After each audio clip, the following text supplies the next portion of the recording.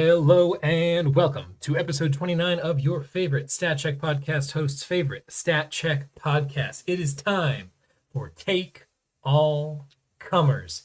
Episode 29, WT Season 1, Even Our Colts Have Colts. I'm one of your hosts, Tyler Vortel, and I'm joined by your other host, Lucas Stroller. And unfortunately, boys, our third host, Mr. Olson Johnson, cannot join us, and he's got a bit of a family emergency going on. Our thoughts and prayers go out to him and his family. Hopefully, they're all doing okay. But we will, what do you say? Not pursue on, not trudge on. We will carry on. We will soldier on. Soldier on. There we go. We will soldier on in his absence, and look forward to hearing more from him next time around. Today is August 17th, 2025, and we are getting things hot and spicy. WTC. You good, Chief? I hope it's not August 17th. Jesus Christ. July 17th. We've won already? We've won the event. Woo! Oh yeah, man. It is July 17th or possibly July 16th, depending on what time zone you live in, 2025. And WTC is not one, not two, but not 3, but 3.5 weeks away, which is simultaneously so far, so much has to happen between now and then, and also so goddamn close. We can taste it. We've got pods, we've got lists, we've got a whole lot of prep going on, and you're going to hear all about it today. In addition to that, I also went to a tournament. Oh my gosh, it's a thing that you can do. I went to a tournament that we'll talk about in a second. And we got all sorts of other shenaniganery to get up to later on the episode. But before we jump into any of that, I got to check in with the boy singular. How we doing today, Lucas? Oh, I'm doing all right, man.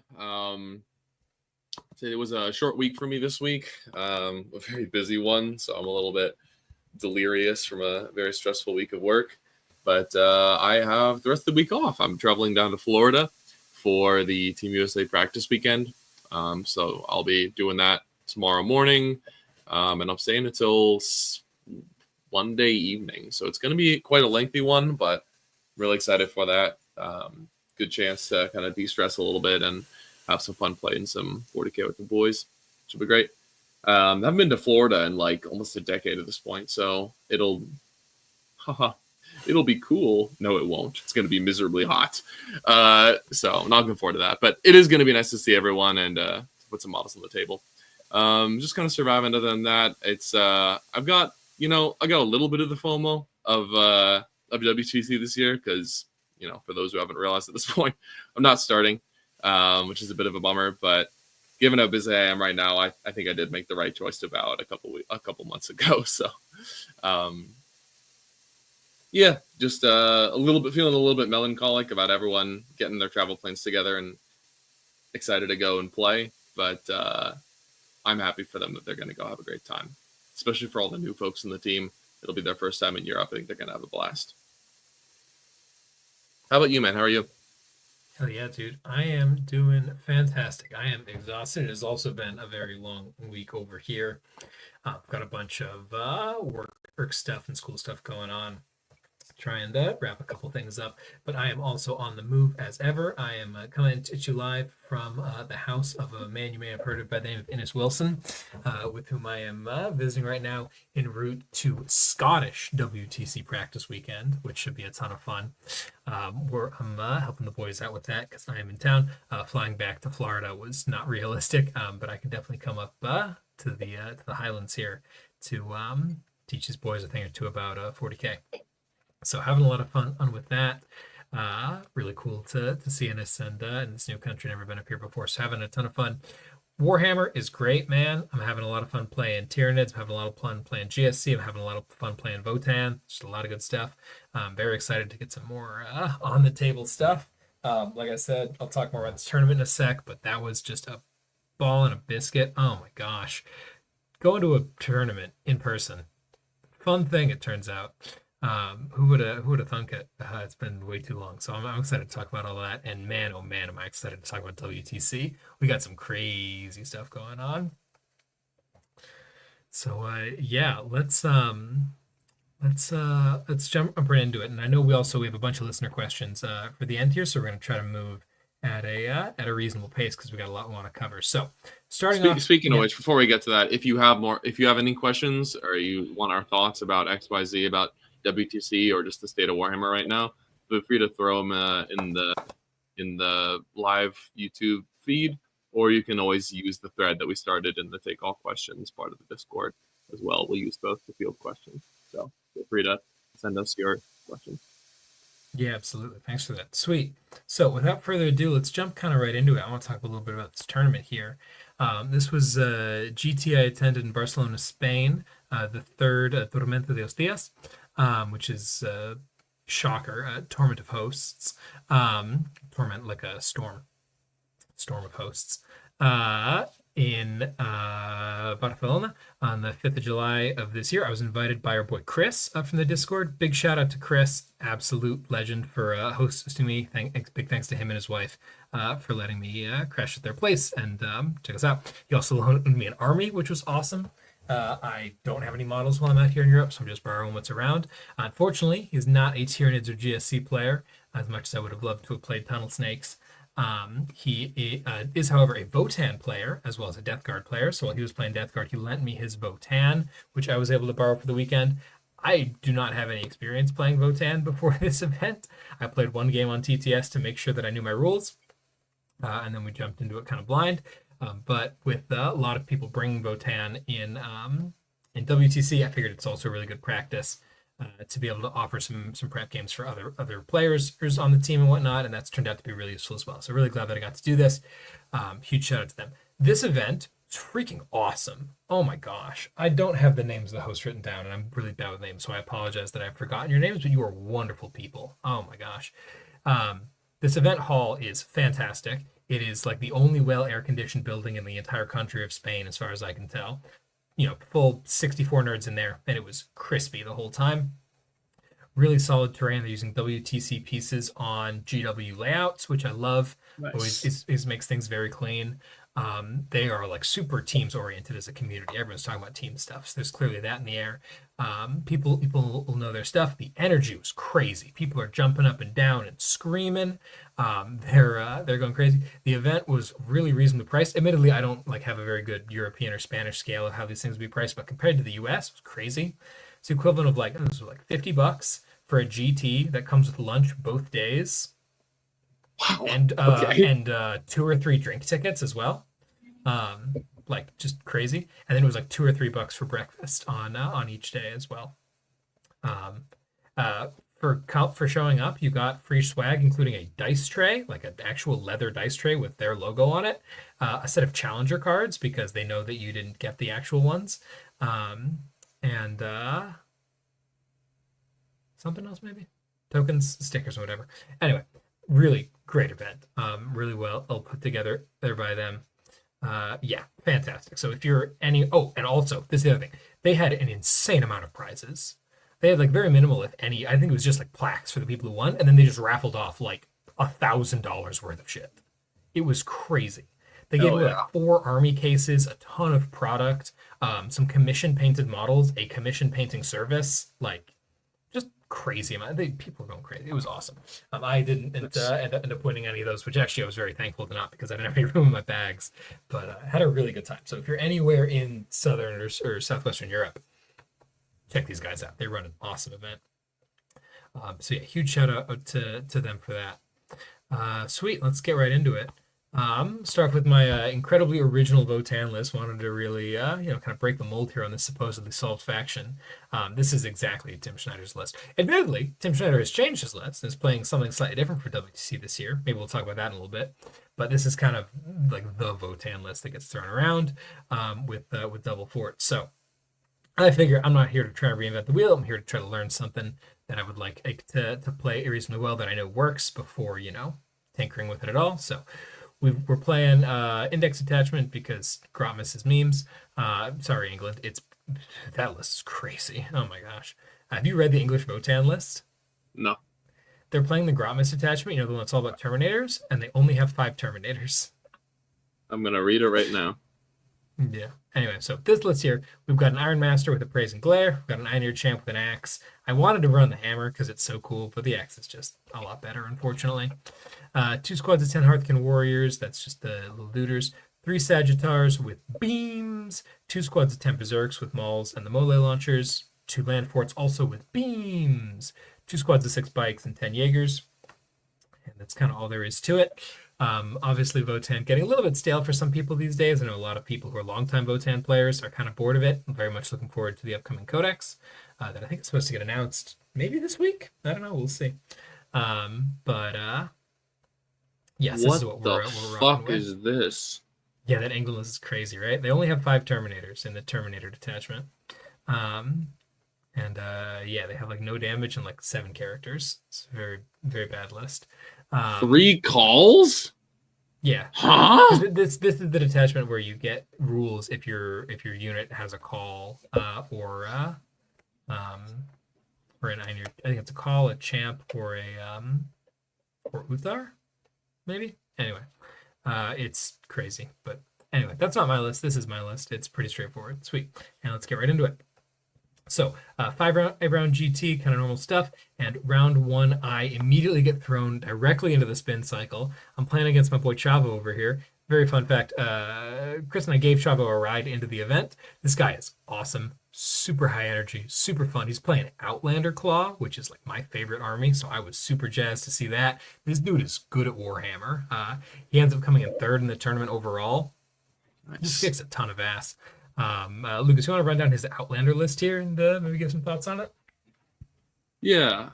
So this Outlander Claw list is led by 3 characters. They're all Reductive Saboteurs. He's got 6 squads of 5 Flamer Acolytes, 2 squads of 10 Neophytes, 2 Goliath Trucks as the transports, 2 squads of 2 Atlan.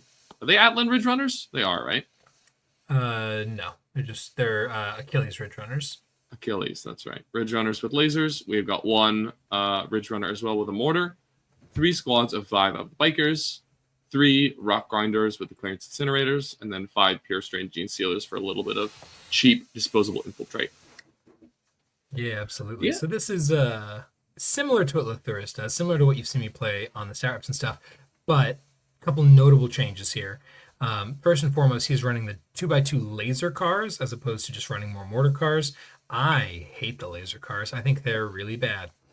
They are incredibly inconsistent. Very rarely do what you need them to do, and what you need them to do is the kind of thing, you need to rely on them for, right? You need them to pop cars, basically. And if they don't do that, the whole plan kind of falls apart. So I really don't like them as a tool for that reason. They make good use of the uppy downy in theory, which is really nice, but in practice, they just the indirect is just so much more useful in my mind. He also is not running any of the enhancements, which I think is kind of a miss. Assault Commando in particular, reroll hits when you get out of the car is a really big deal for a Reductus. It means that demo charge of hers in particular is just an incredible way to deal with pressure. So kind of a bummer that he didn't get the chance to utilize that. But overall, it's a very solid list. Mm-hmm. Yeah. A quick point on the laser cars that I think bears mentioning is that I feel like they get so much better depending on the meta you're playing in right now. They get so much better depending on the meta you're playing in, right? Where if AP4 Ignore Cover is good into the kind of holes that unit wants to hunt, yeah, it might be an inconsistent unit, but at least it's an efficient one when it finds its ideal target. If you think about all the holes that are in the meta right now, we don't really have like the guard tank that's just a good save and no invuln.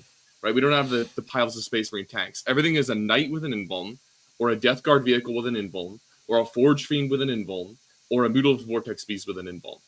Like, the whole point of getting to the AP4 Ignore Cover is completely moot, because the target just has a 5-up invuln. So, if we end up in a place where folks are just spamming 3-up, 2-up armor holes with no invuln, that's the point where I'm like, okay, AP4 Ignore Cover actually has some value, even if it's inconsistent. Mm-hmm. But the prevalence of demon invulns on all the vehicles just makes it so much more of a yikes to me. Yeah. I will say, you know what tank has a 2-up save and no invuln? The Hekaton Land Fortress. That would be correct, my brother. So unfortunately, the one time he did get to activate a squad out of 2 Ridge Runners into a land fort, they did 14 damage. Oh my god.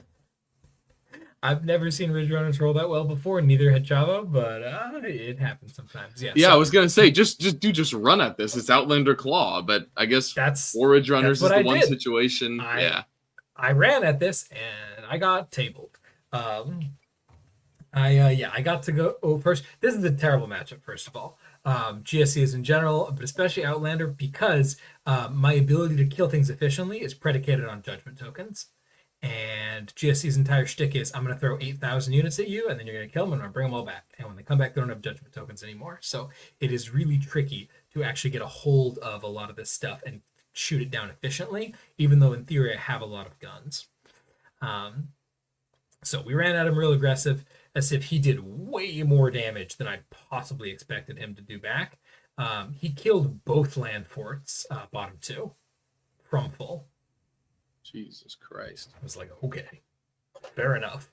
But we did some decent work here. We were able to do some clever things. On bottom 1, he wrapped one of my land forts up against the board edge and was like, haha, now you're stuck. And I was like, my brother in Christ, no. And I fell back directly over him, desperate breakout, no problem, to get onto his expansion engine and then shoot 1 unit and charge a Reductus. It's like, oh, Nice. beautiful. Just like really good stuff. And he was like, what the hell was that, dude? Because yeah, 1 CP fallback shoot and charge is great. You can do it even if you're desperate. So really fun game. But just not really much that I can do.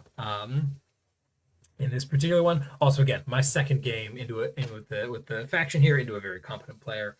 It's just kind of a perfect storm of bad stuff here. Going first is on the one hand kind of nice because it prevents his sticky nonsense from getting involved and lets me apply pressure early. But on the other hand, it also means that like primary wise is denying him is kind of just not going to work long term. He's going to get his 15 at the end of the game. He's playing GSC. It's just going to happen. So I really need to step on the gas, and then that results in him getting to pretty much slaughter me. So we had a ton of fun, really great game, but definitely not a fantastic result for round 1. But couldn't have had it with a better opponent. He was comfortably my favorite from the whole weekend. Awesome dude. Not that the rest of my opponents weren't also lovely people, but GSC players get along well. But yeah, good stuff. You can see the scoreboard there. Final score ends up being 88-64, so that's a 14-6. Not the worst result in the world, but yeah. This is a lot more Flaccos than I'm usually seeing in MSU GSC builds. Are you a fan of this many units, or do you think there's diminishing returns?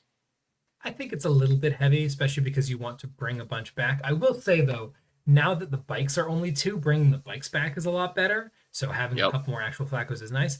Not having just 1 squad of Macos on your home field to generate some CP seems a little bit greedy to me. Yeah, I agree with that. Like, it's nice.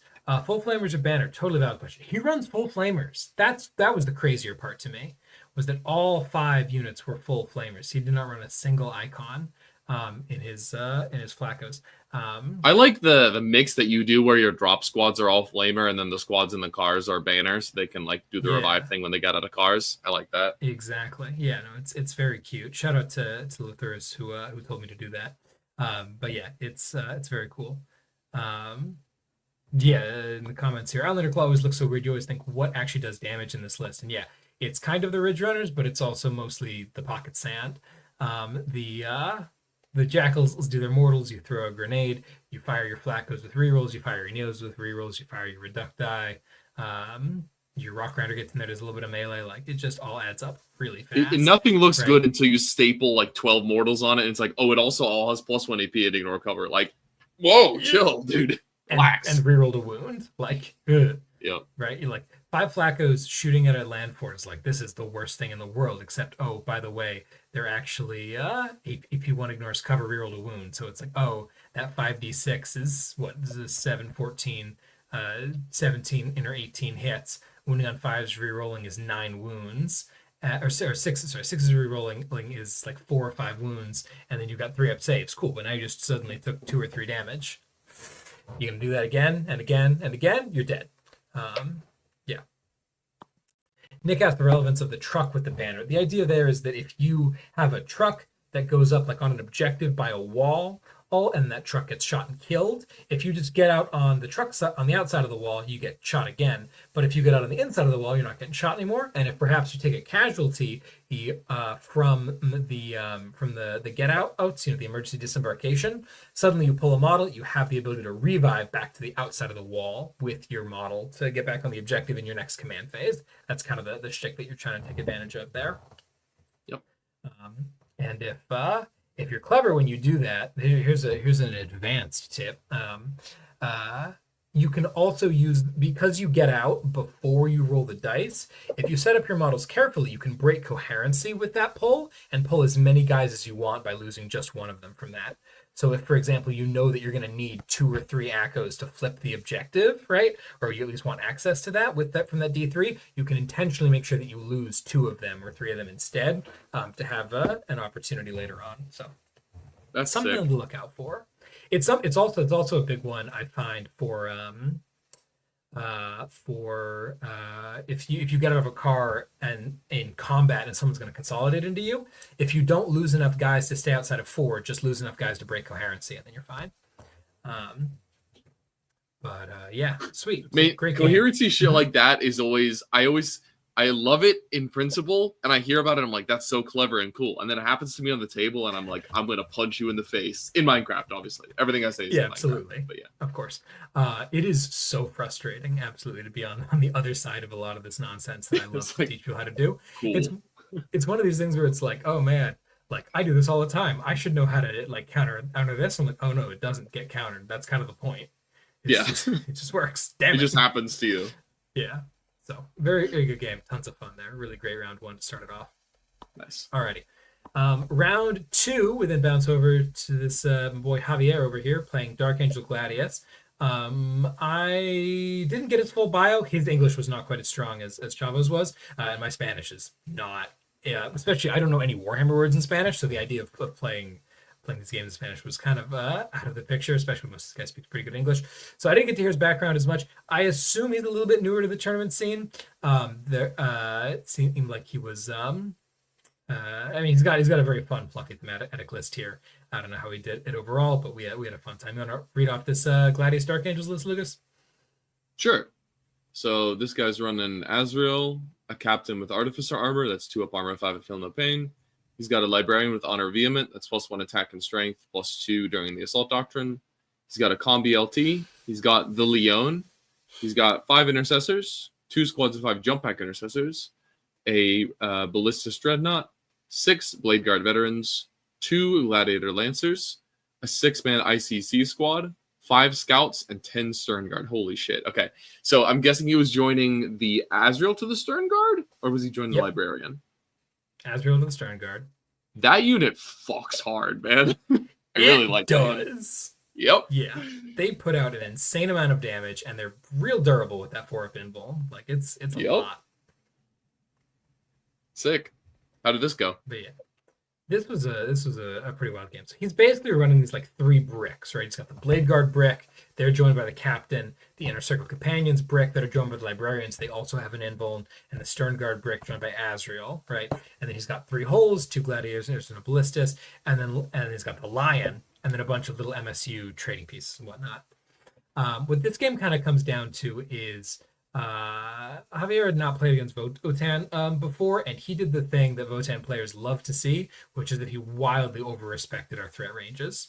When you explain to someone that the bikes have a crazy good profile, which they do, they can shoot basically anything that's less dead if they wanted to, and they scout 9, move 12, it's really easy as an opponent to measure out from the tip of your opponent's DZ, 21 inches, check every angle that can cut, and sit behind walls so that it can't shoot you.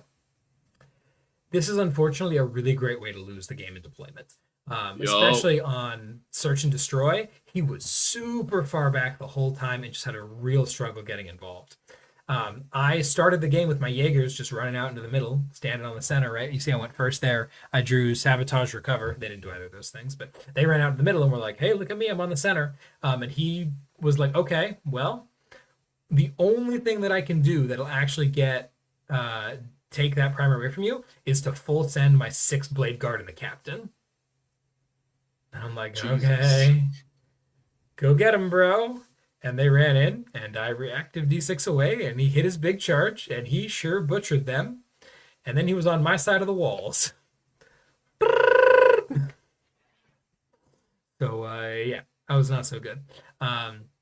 Simultaneously, though, while he was out of line of sight, he staged a little bit too aggressively with his inner circle companions.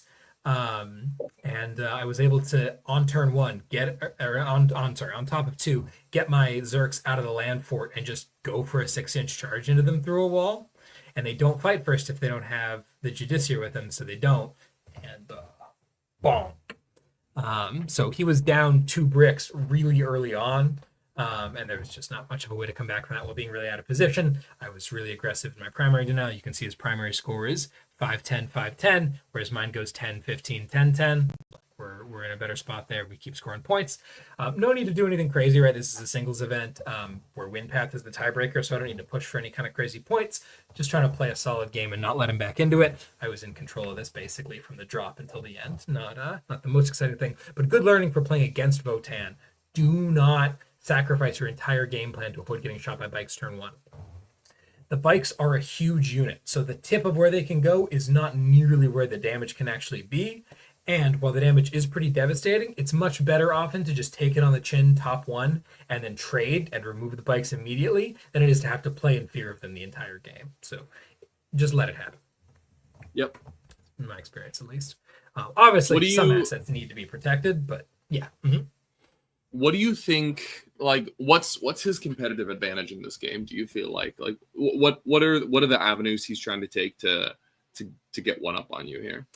Yeah, absolutely. I mean, his damage is really good, right? The Stern Guard damage is fantastic. Those Gladiator Lancers are also really, really good, right? He wins the ranged war by a mile, right? The number one weakness of Votan is that all of their guns are 24, other than the bolt cannons. All their real guns are 24. Whereas Gladiator Lancers are like, 72 with the Megalat laser thing, right? So he needs to find some long angles and position those Gladiators in them to keep shooting at me all game and be pre-measuring so that I'm not able to get into meaningful range with the land forts. Take control of the table that way based on guns, and then use his little nonsense, his scouts, his JPIs, his lieutenant, to go force me to commit a little bit and then slam out with his actual big units. He started both of the JPIs in reserve and tried to ingress them for clever stuff. I just don't think that's the right call here. It did end up getting him 5 primary at one point. I wasn't able to quite screen off an ingress reserve after I rolled a 1 on an advance on my Iron Master. But I just didn't think it was worth I couldn't afford the reroll, so he managed to get 5 primary that way. That's why he got that 10 on turn 3. But at the end of the day, like, that unit could have done a whole lot more for him than score 5 primary and call it a day if they're actually getting involved in the trading war. So, yeah. So there definitely are avenues for this. It isn't like a cooked matchup or anything. It was just a matter of recognizing what the weaknesses are of Votan and how to exploit them, which he just didn't really know because he hadn't seen the army before, and that can only tell him so much going into a game. So good stuff overall. Nice. Sweet. Round 3 then, and these 2 games, round 3 and round 4, I'll talk about a little bit more because they were actually really fun and spicy. I'm going into my boy Joan on Aspect Host Eldar, and this was a cool game. Walk us through this, Eldar. Let's Lucas. He's got 2 foot autarchs. He's got the Avatar of Cain. Holy shit! Playing the game, playing the detachment baby. The way GW intended you to play the detachment. He's got Eldrad for CP. He's got Flagon for fuck you. He's got a Wave Serpent, 10 Dark Reapers, squad of 10, squad of 5 Fire Dragons, so that 10 is undoubtedly joined to Flagon. He's got 2 squads of 5 Banshees. He's got 3 squads of 5 Rangers and 3 squads of 5 Spiders. So it's a pretty MSU aspect host list, but there are still 2 big scary bricks. A Reaper brick, a Fire Dragon brick, and then Mr. Avatar himself. Yeah, absolutely. So a lot of big pieces here, a lot of scary pieces. In particular, those Fire Dragons. Man, oh man. With the way that a Wave Serpent moves, right? Wave Serpent's going 21 inches potentially, and then the Fire Dragons are getting out. And with Fuegan, they're all Melta at 9 inches instead of at 6, right? He can comfortably pop both land forts in a single shooting phase if I let him, or a land fort and 2 Sagittars, no, probably 3 Sagittars, no problem, and then get back in the Wave Serpent. Like, bummer. So a lot of this game is going to be about placating that unit and keeping them from doing serious damage to me, while murdering as much trash as I can as quickly as possible. If I can do that, I'm in a pretty good spot. I have a lot of trash pieces. I have a lot of OC. I could deny it. Like, he doesn't hold primary at all in a very meaningful capacity here, right? His only durable piece is the Avatar, which admittedly is very durable, but is only, he's what, OC 4, I think. So can certainly be played around.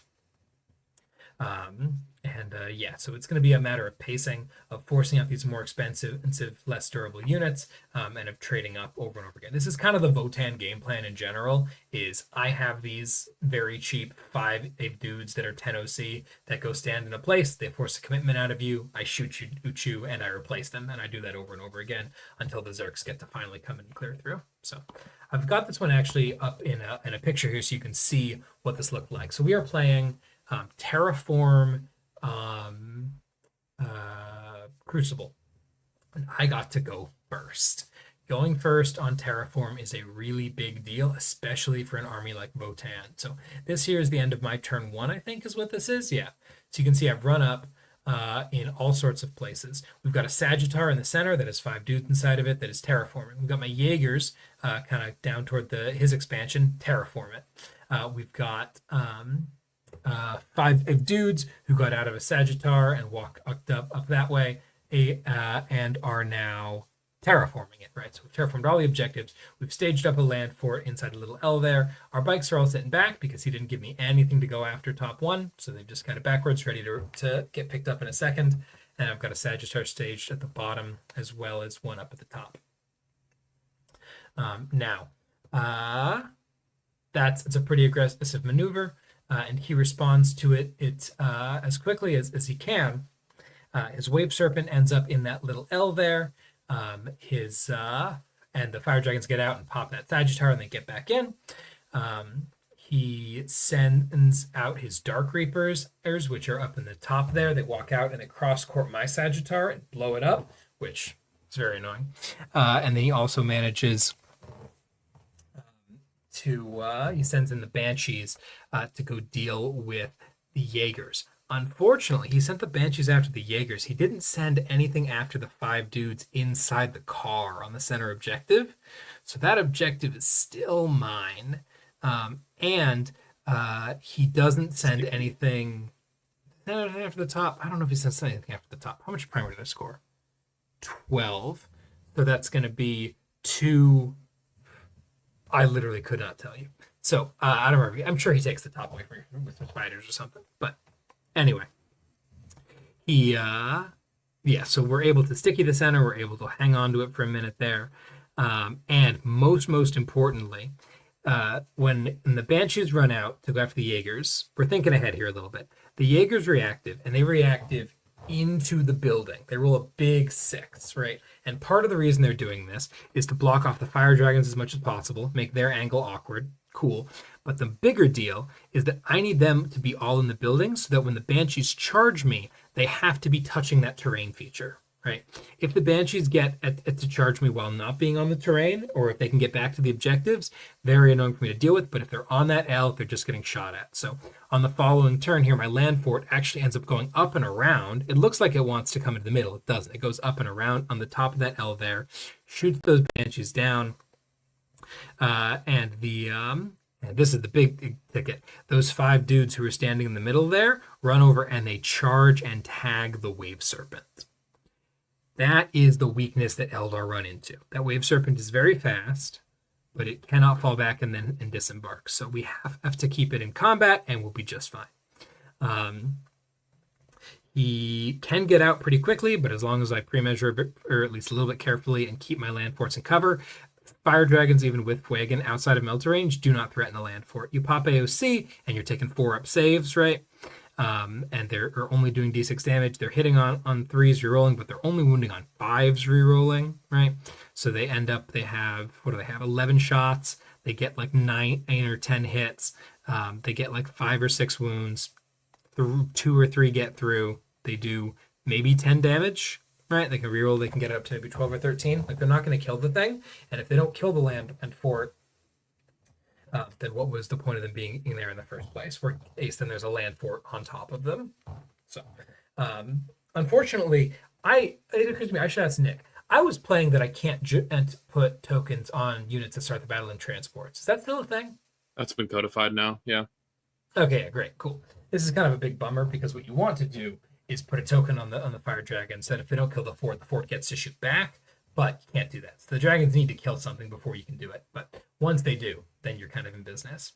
So that's what I was trying to say here, is that's why I don't really mind them shooting, because they won't kill them, I get to shoot them back because they've already killed the Sagittarius, so they have a judgment token.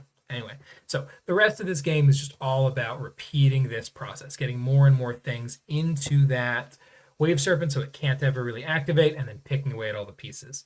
At one point in time, he sends out a squad of warp spiders, this turn actually, that's what he does. He sends out warp spiders to move block my tank, my land fort here, and also shoot away the 5 dudes on my top objective. But he doesn't spend the judgment for no Overwatch because he really needs that for Fuegan in his mind. Or maybe it was the Banshees, one or the other. He really wants it for something else. And I said, okay, cool. So I Overwatch with the bikes, and the 6 bikes hose the warp spiders. And he says, all right, I don't really care. I'm gonna send another unit out. And he does another unit that does the same thing. And on the one hand, he's right. I did just spend a CP to not materially change my land fort situation. He's still move blocked. He's still going to shoot the unit, but that was 1 CP to remove a unit, and there are not that many units in this Eldar list compared to some others. You can see Nick Nanavati's Eldar list is later on, where he's got lots of units that really help out in this kind of a situation, but the Avatar really sinks up a lot of points, so every MSU I can pick up makes my life a lot easier. We eventually basically table him because he runs out of pieces. We get into the through some very clever play, he ends up with spiders in the middle. I run out and I charge in with both my Zerks and my Champ, and the Champ does some mortals on the charge, and then he swings his axe and kills the warp spiders, and then I'm able to pile in with like 4 or 5 berserks into his double marked Wave Serpent, and I don't kill it. Sad. So mad. Especially because he's T9 and only -1 to wound against strength exceeding, so I'm wounding on 3s. That's okay. So no reroll life. It sure is. So we do what we can, but we keep the thing in combat, we keep mitigating. The score ends up pretty dominant again. This is another 14-6, but in my favor this time. Really fun game, really interesting to see it work out. This is a very skill intensive game where if he is a little bit more careful in not letting me get to that at Wave Serpent and forces me to not get to use a lot of my pieces until later on, it could get pretty squirrely. But I think this is a really interesting matchup and one that I have a lot of fun playing. I've played it with Nanavati a couple times as well now. It's really cool. Just really neat dynamics between the most fair army and the least fair army in some ways, between Votan and Eldar here. Just very different dynamics. It's a really fun one. But yeah, so great, nice. Great day 1, finishing up 2-1. Had a ton of fun with these guys. All really cool opponents. Sweet. Moving on to day 2, and it is finally time to face the actual meta. Knights, baby. Tell us about this Knights list, Lucas. This was crazy. This was Carlos. Yeah, so your opponent is running 2 big Knights, it looks like. Yep. They've got Canis. They've got an Errant. The Errant is the Melta Cannon guy who gets +1 to hit against the closest. I don't know what his bondsman is, though. It's something pretty cool. I think it's +1 to reroll advance and charge or something? That might be the Gallant. Yeah. No, yeah. The Errant is... He gives Assault. And reroll advance. Reroll advance and Assault. That's pretty good on a Hellbrand. Mm-hmm. On a Warglaive. Exactly. Yeah, on either. He's got 4 Helverns. He's got 3 Warglaives. He's got a Calidus Assassin, Lamau. He's got an Immolator and 10 Sisters. Yeah, absolutely. So this is a super solid kind of run-of-the-mill Imperial Knights list. Nothing super crazy going on. The Errant is indeed kind of a spicier pick. but I don't think it's necessarily a bad one. Nope. Melt-A-Cannon, real good these days. The Fist, real good these days. Definitely a solid meta pick. All of the old meme Questores are actually quite good now. Paladin is good. Errant's fringe, but good. Warden is goated. Warden is a real good. Yeah. Yeah, so cool list. We are playing Search and Destroy Hidden Supplies. This is like the last mission I want to play against Knights on. True. Because this is like if he can cram like a big knight or two into the middle on both center objectives with 10 OC each, and like he's just gonna score primary and I'm not. So we'll see. So with that in mind, I make a bit of an aggressive maneuver here. He deployed somewhat defensively. And I say, all right, here's what we're going to do. We're going to deploy our Jaegers on the line on his expansion flank, 9 inches off his DZ, and we're just going to go first and move block him and lock him in his DZ. If I don't, bummer, but I'm still going second, so I'll have a big primary advantage from that. But if I go first, finally there's upside here, because I'm not getting upside out of shooting. I need there to be some value there so I can keep playing the game. I don't need to win by a lot. I just need to win, and this is a big way to do it, and it works out great. So you can see we're playing on GW1 again over here, and as a result, he's pretty hemmed in. Those Jaegers deployed, ran up, plugged both with the holes on either side of the wall there. I had pre-measured the big knights. Because they only move 10, they're not quite able to clear a GW plate, right? Because the plate is 6 inches across and their base is over 4 inches across. So unless you're like really specific in how the terrain is positioned on the plate, you're not able to clear without an advance. So I did the pre-measuring and we agreed that he wasn't able to do it from there. He was going to need to take a turn to toe up and then get through, or he could advance through. And if he advances through, that's no big deal to me at all. So we seal that up on one side with Jaegers, and on the other side we stage really aggressively. You can see I've got both land forts and a Sagittar all over on that same top flank, because what we're going to do is we're going to slow him down on the right, and then we're going to come kill him on the left. So sure enough, he responds. He gets his Errant out. His Errant was up against the wall there and ran out along with a Warglaive and a Helvrin. And I said, yep, come to daddy. We get out of the...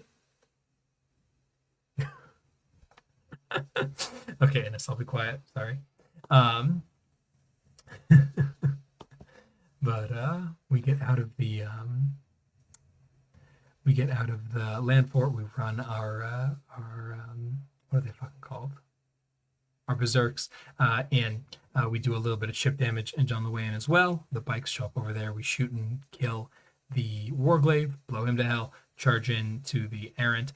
Downside of the Errant and those other Questores class knights is that they do not have involts in melee. So 1 CP, ratchet up the berserks to AP4 and bonk, send that thing to hell, and then tag the Helvrin, and you can see that the aftermath of this here. This is the end of my turn 2.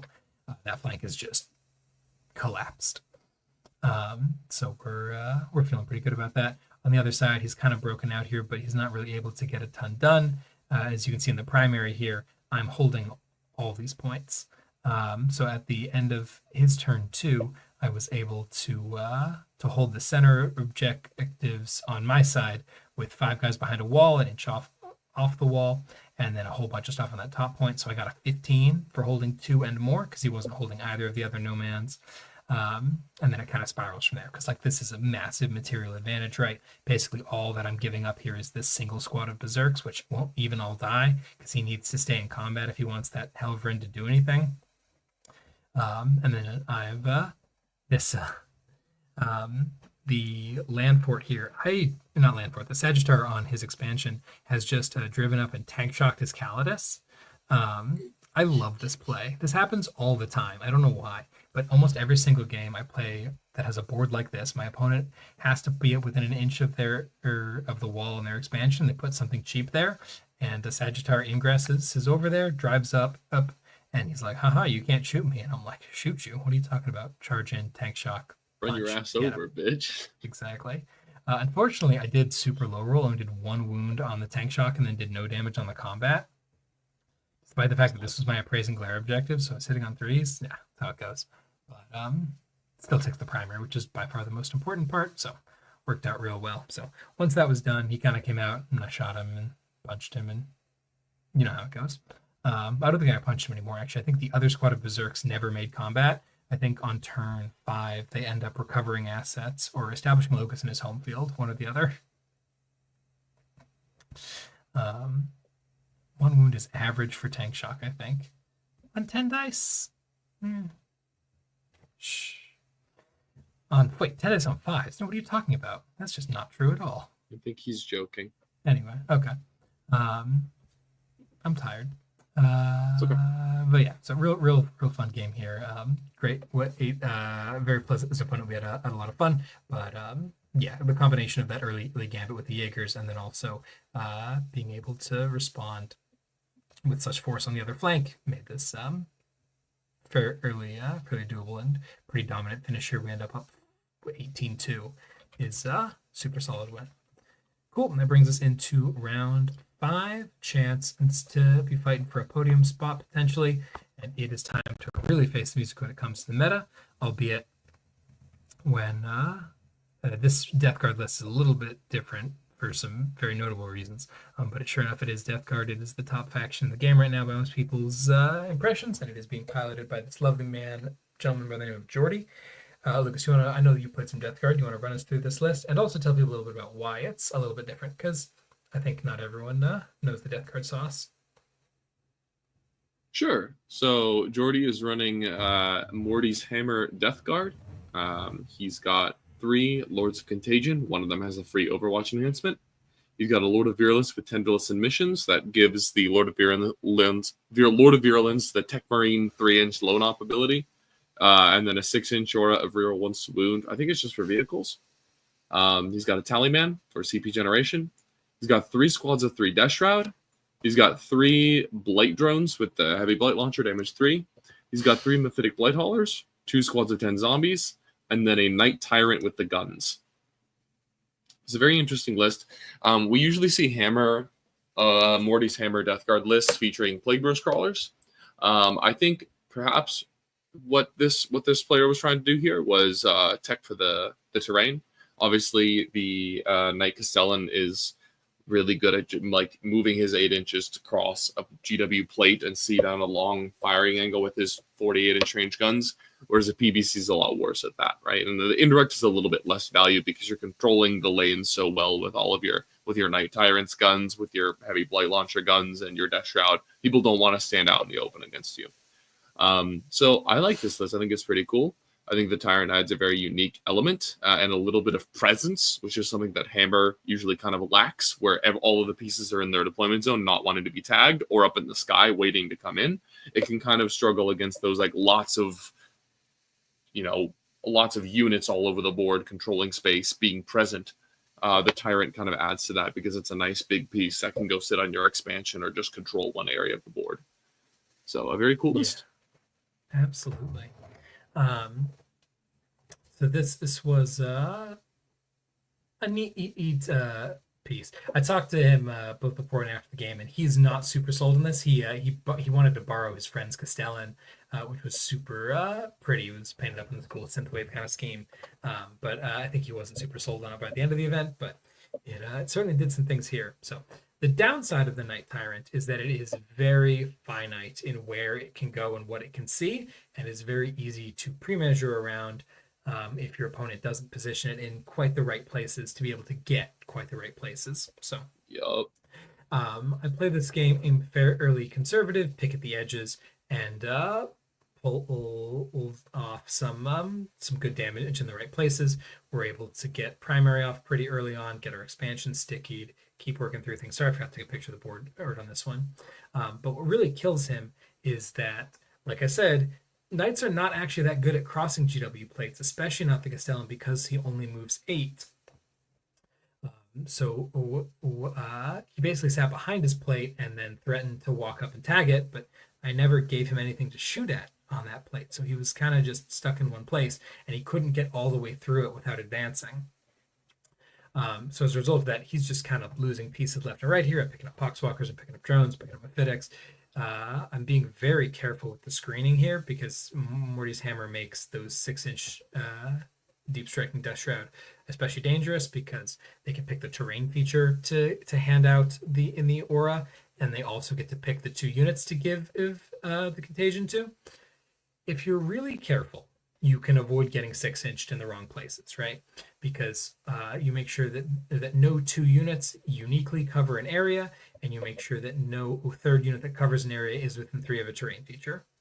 That's a very specific thing to be able to do, but it can be done. So I was being very careful to screen everybody out. His Death Shroud had to come in. They had to bounce off some front lines. It didn't do much. They got shot. It was great. He did deploy a squad of Death Shroud because he was worried that I was going to rush him. Yeah, it was not the move. And things were looking pretty dang bleak. Those guys are slow. Yes, they're very slow. And you know what makes them slower? Mole. Mole indeed. So yeah, this was looking real bad. We were picking up a lot of things. We were not getting shot back at. And at the end of my turn 1, at the end of my turn 3, after I had just scored a 13, I was handing him a 3, so he's now behind 15 points of primary and a lot of material. He's like, "All right, bro, this has been fun, but like, let's play this last battle round, and then I'm gonna get out of here. I wanna go home."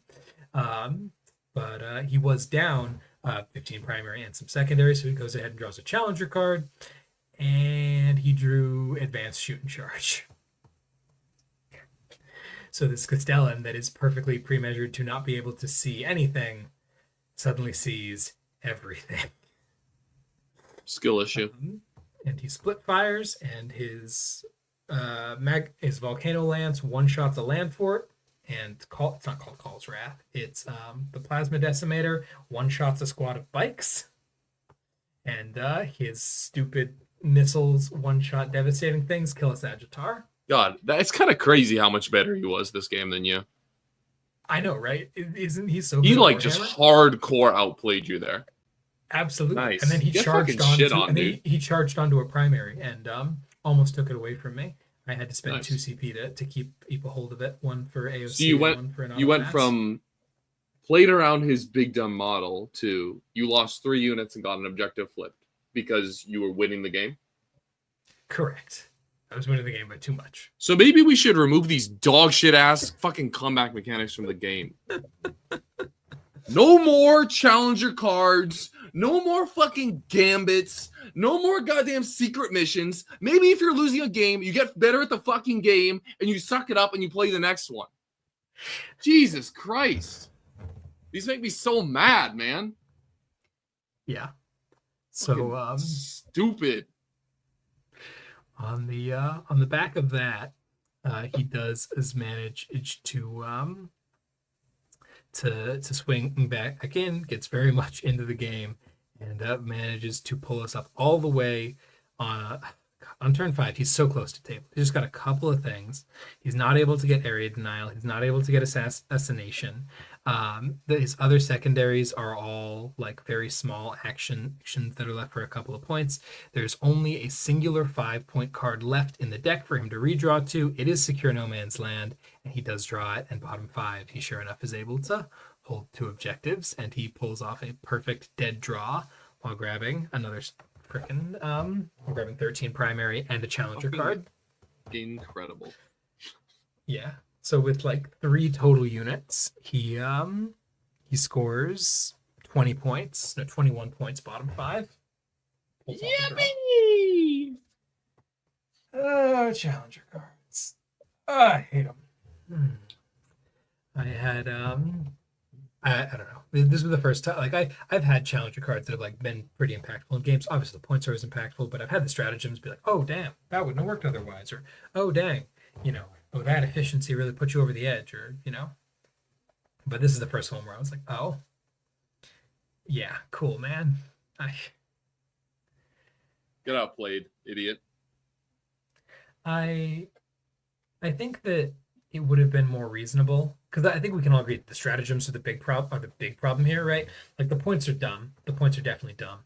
I don't think that they're good for the game, but I think the stratagems are the thing that is destructive. And I think if they had instead just said that you can either score 3 points or you can use it as a command point, I think that would have been fine. If it was just you get to do your own thing in a normal way, or here's the even better one, or you can discard it to regen a command point when you use one. If you didn't regen anything else that turn, like something like that, where it's just you get a resource that your army is designed to utilize. It's not crazy random. The mission is a little random because, you just get a little bit of extra gas. A little bit of extra gas will be fine. Wallback shoot and charge randomly is not fine. Advanced fallback shoot and charge. It's one card that does all. It's nonsense, but yeah. So kind of a bummer. Kind of left a pretty sour taste in my mouth to finish out the event. My opponent, like I said, he was lovely. He had a lot of fun. He played it reasonably well. In a lot of places. His end game was really clutch. I will totally give him that. He definitely knew how to close out and played his outs once that had happened. But so we end up 3-1-1 instead of 4-1, which would have felt a lot better. But hilariously, as the only 3-1-1 player, this guy actually got the pair up. He had another draw previously. Very funny. So I was the only 3-1-1 player, and by tiebreakers, because I got the pair down into this guy, I would have been the lowest 4-1. My placing actually doesn't change. I come in like 12th either way out of 64 or whatever. So can't complain too much about that. Just would have liked another win. So overall, a really fun time learning a new army. Votan are a ton of fun. I highly recommend and playing them if you've been meaning to. Maybe don't go buy an army right now because they're about to get a bunch of new stuff. Maybe some new models. I hope. The aesthetic of Votan is so cool. I would love to see some new kits out of them. It's dope. Yeah, and there's a ton of design space for this codex to have a lot of cool abilities. So I'm excited to see what they look like, as opposed to you get more judgment and some command points. Man, it's crazy that's the detachment ability. As much as I laugh at Nick for his constant dooming, I am worried that all the Votan detachments are going to pale in comparison to this one, because I've seen this fucking shit before, man. I've seen this shit before with World Leaders, with Lag, with Warhorde, with Berserker Warband, Lag, Warhorde, whatever the T-Suns one is, Grand Cabal, right? Like all of these index attachments that are based around the whole army is structured around the damage that the index attachment can do, and then they're like, here's a bunch of cool new fun detachments. And unless they do something outlandishly unique, it's just worse than the thing that it gives you stat buffs. And I like stat buffs. I like just like big meatheads punching each other. I think that thing's cool. So I'm not mad that Lag and Warhorde and Grand Coven are cool. I like high damage and I like high durability. But what isn't cool is all the other detachments in the book being invalidated because they don't have those stat buffs. And I feel like Votan is at very high risk of that happening, which is a huge bummer, because this army has needed some variety for the longest time. More than anything, more than World Leaders, more than Orcs, more than T-Suns, this needs to be an army where they take the multiple judgment tokens and turn it from the detachment rule into the army rule. They already did half of that in whatever balance patch that was a couple months ago. They need to go all the way and say, okay, no, the army rule and the oath band swap, and now the army rule is you get 4 double judge targets at the start of the game. Then what's the detachment ability? I don't care. Whatever. It can be whatever else. But like the army needs that. The army it can be the CP thing or the reroll ones to hit against the closest thing that the shitty Grotness detachment has. But it's a non-starter to not have +1 to hit and wound against 4 targets for Votan.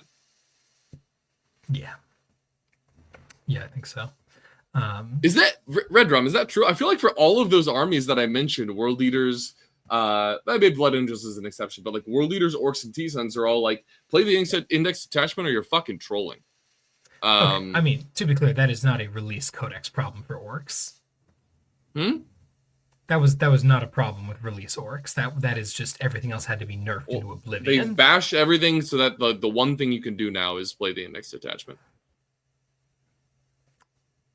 Totally. I agree, but I think that describing that as a structural problem with the concept of the way the codices are being written is just like not accurate.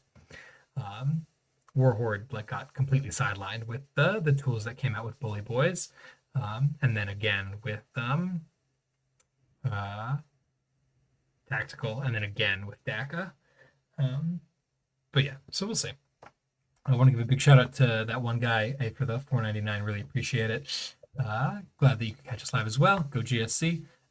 Maybe I'll talk about some more GSC later on. Holy smokes, Floof is here. Speaking of GSC, crazy. Yeah. Mm-hmm. Yeah, no, I agree, Ben. Moving judgment tokens around would be a nice thing to be able to do a little bit more of. The current ability that does that, I think the only way to do it is the long list enhancement, which is very limiting. I think it'd be cool as a detachment ability to be like, yeah, we just every time you kill something, you can reallocate that judgment to something else. I think it'd be really fun if it reallocated to the closest thing, and your trail just like ping pong chains as it moves down. Anyway, so we'll see what Votan look like in their codex. I hope it's a lot of fun stuff. But yeah, that was my event. Had a really great time again. Big shout out to the event organizers for having me, and to Chris and his wife for hosting me, and to the entire community there for making it a really good time. So yeah, really cool event. Sweet. Shall we talk about WTC? Sure. So yeah, this came out last week. Yeah, they sure did. And man, oh man, do we have some spice going on. The WTC this year is undoubtedly, I mean, every year WTC is very predominantly shaped by a particular recent release. People throw their hands up and say it's because of when WTC is relative to the release schedule. That's just how Warhammer works, right?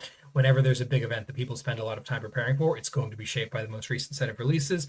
WTC is no exception. It's really a doubling down of that because there is so much preparation going in and so many levels at which things can be shaped. Last year, we were shaped by... What was New Hotness last year? I can't remember.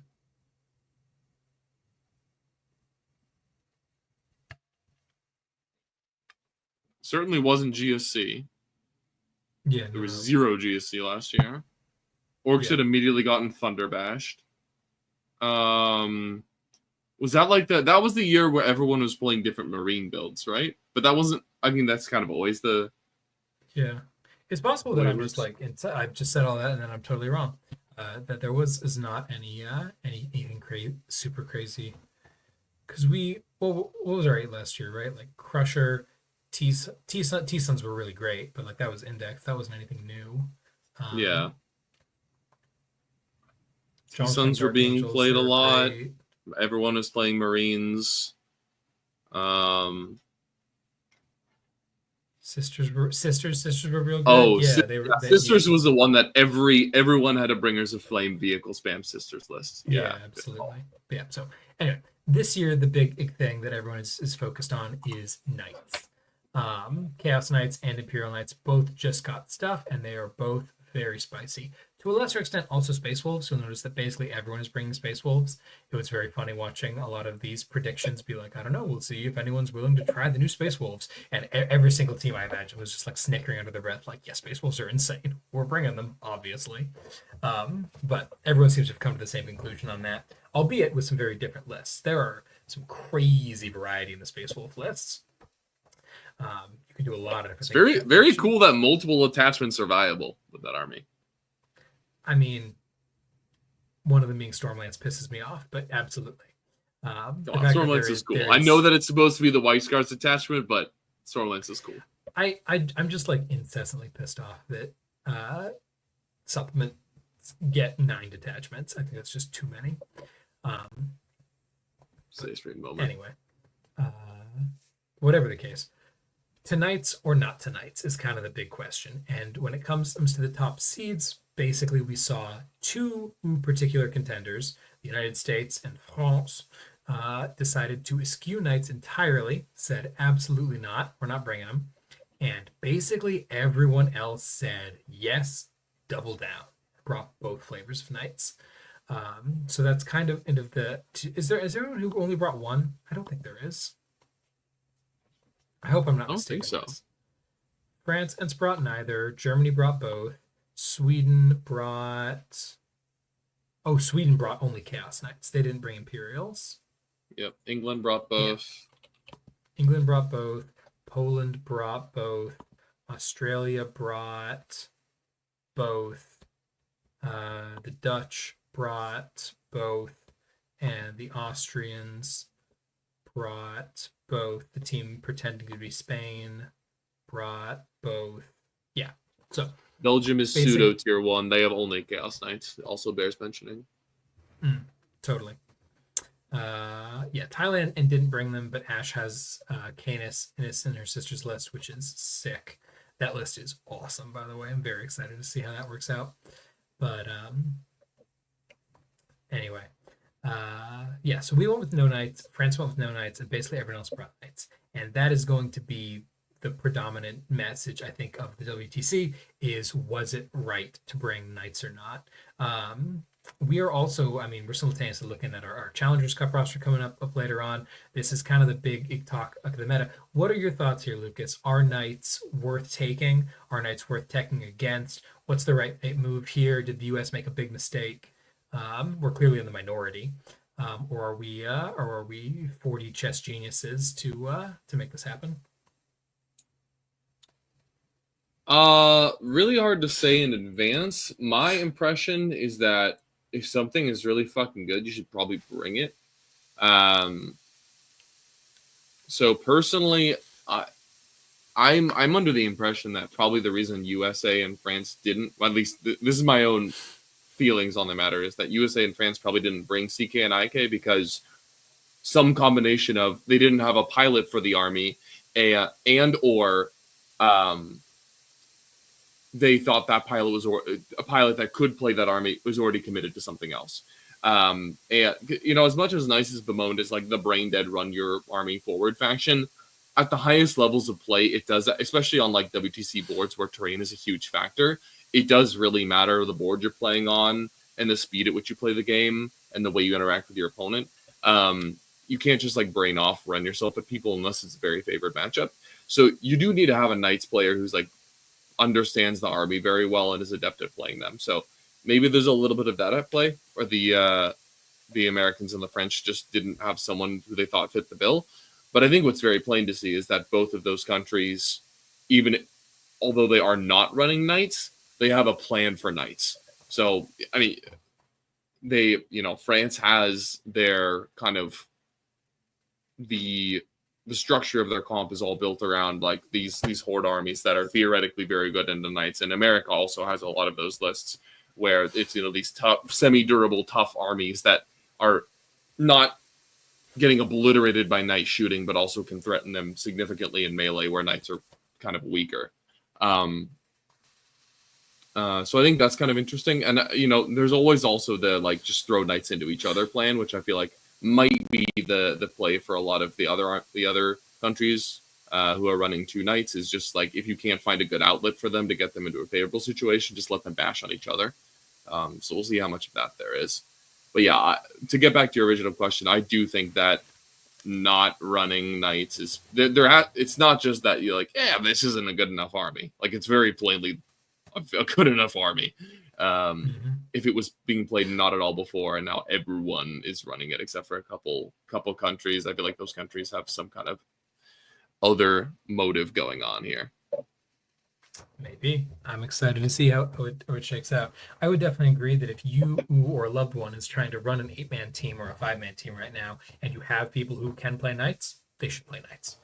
Yeah, 100%. I think that this is if this gambit pays off for either the US or France, US and France, two of the top up teams here. If this is gambit works out, it is because of some very carefully tuned decisions and some very carefully positioned lists with some very quality players on them. We were definitely playing on a knife's edge here, right? The world where knights succeed, very easy to make happen, right? Like that's kind of the default. Whereas is fully stopping the knights from getting to do anything, we'll see. In some cases, we won't get too deep into which lists are meant to play against which lists or any kind of strategy at that level until after the event. But it's very possible that you build a list that's supposed to counter knights, and suddenly it doesn't play into them because your opposing team doesn't have them, or they just reject them too often or move them down the line or whatever, and then suddenly you have to play into something that they may not be as well prepared for, and it can really bite you in the tail. So we'll see how it all shakes out. I'm excited. But yeah, so that's kind of the headline, I think, is Knights or No Knights. It's the USA repping the No Knights. It's I'm cheering for, of course. But in addition to that, we've got plenty of other cool stuff. What are some other lists, Lucas, that you are excited to see showing up this year at the World Team Championship? Well, the easiest one to start with is France's World Leader list. Which, as someone who got into world leaders, basically thought Corn Berserkers are very cool. It's super fun to see just like 80 Corn Berserkers on the table running at someone, no cars involved, just a ton of 2 wound morons sprinting directly toward the opponent.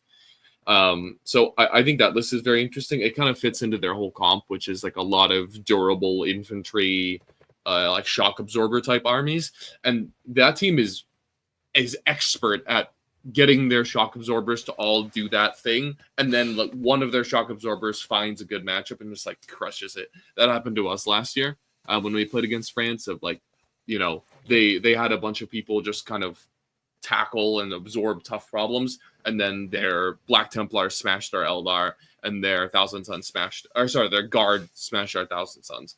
So if you get someone who's very good at that kind of blunting playstyle, and they can find, I want that matchup actually in this particular, we're down to the scrum, and I want that particular table.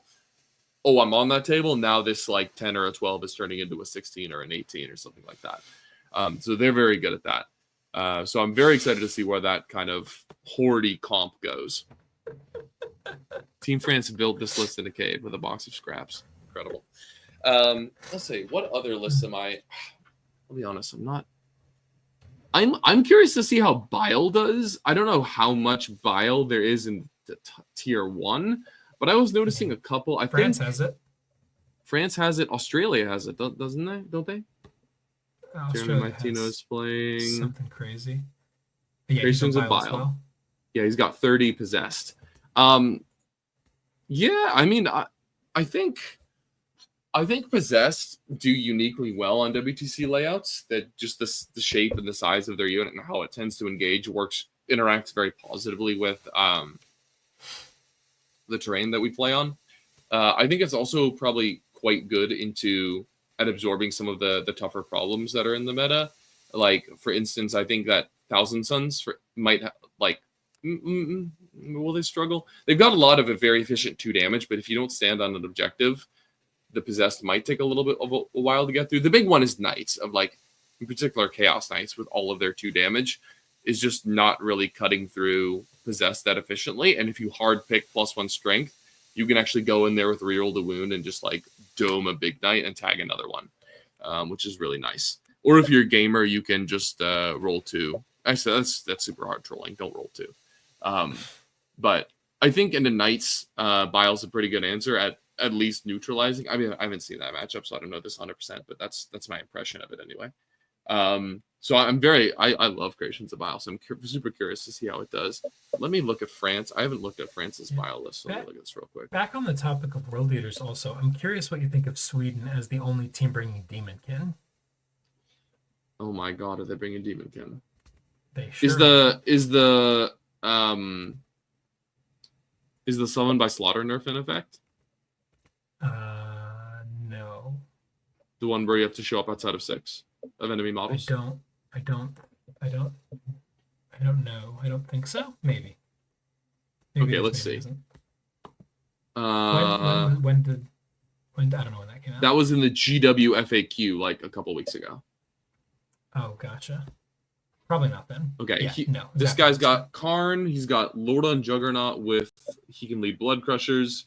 He's got MOE with the Blade of Endless Bloodshed. Another MOE. He's got 3 MOEs. Hilarious. 3 squads of 10 Bloodletters. 2 squads of 10 Corn Berserkers. What the fuck? 2 Rhinos.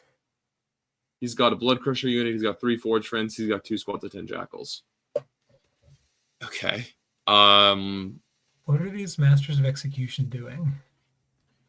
They're Like reeling the surely hit and wound Karn is against. leading one of the tens, and then one of the MOEs can lead another, but then there's two more just raw dogging it.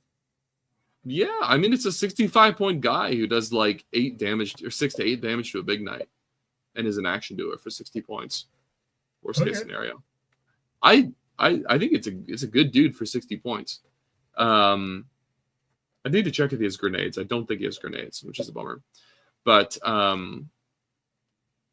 I honestly could not tell you what this list is trying to do. It's got 30 blood letters, so I think it is trying to do summon by slaughter things, but I don't know why there's Khorne Berserkers in here. I think maybe in combination with like some of the strats, where you look at the strats and you're like, 8 pound are bad in this detachment, so I don't know what this, this offensive strat that's giving me Lance and or Twin Linked is trying to do. Okay, maybe if you give that to a squad of Khorne Berserkers, it's worthwhile, but I don't know, man. Without +2 strength, +1 attack, I just don't think it has the volume to get there. But we'll see. I mean, this guy's obviously come up with something. He's a tier 1 nation, so like this list is not a fucking meme.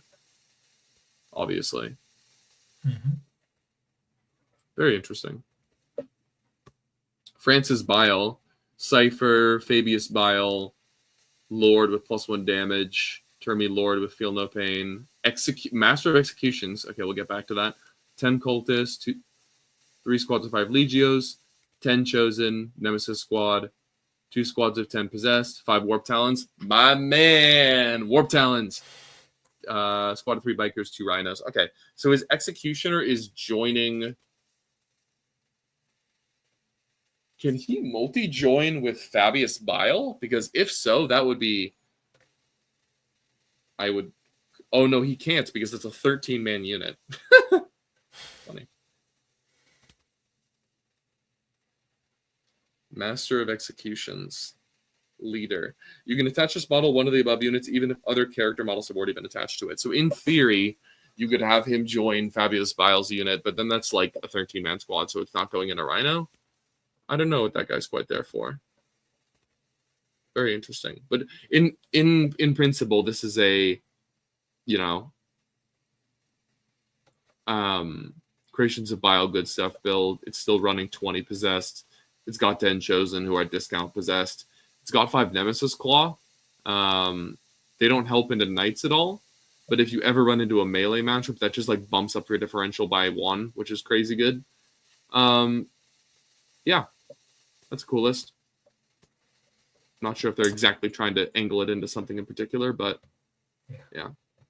Now, Lucas, as a resident orc expert, I do need your thoughts on Spain's orcs list, played by Ivan Andres. Do you need my thoughts on this? Yes, I do. It's required. Okay. Could you first tell the listeners what's in the list? Sure. So to summarize, Cult of Speed was changed recently to be advance and shoot, fall back and shoot, but also advance and charge, fall back and charge. Maybe it's just advance and charge. Anyway, they're very fast. They just have terrible units. This list has no enhancements. It's led by a beast boss. That's his only character. He's got 10 beast Negaboys, 2 trucks, 3 squads of 6 Death Copters. Death Copters are really good in this attachment. 10 Gretchen, 10 Commandos, a useless unit, courtesy of Noah Badome. 3 Booster Blasters, 2 squads of 5 Storm Boys, 2 squads of 6 Tank Busters, 3 squads of 6 Warbikers. So this is just a pile of Warbikers and Death Copters.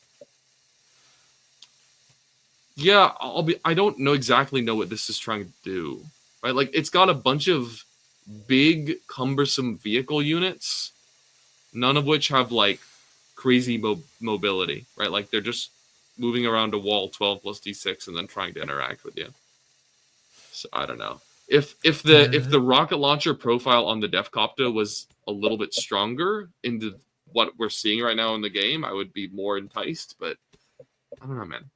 I was going to ask, do those things kill knights? They kill armigers. They wound armigers on 4s. And you can actually use the sus strat on them when you get close to get sus too. Saucy?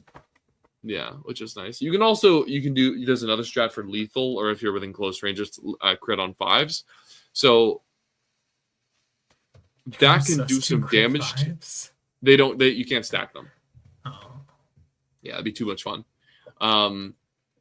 So I think this can do damage to knights, but like you're shooting a bunch of shots on 5s and then wounding on 4 and on 5s, and they get a 4-up save. Like, I don't know,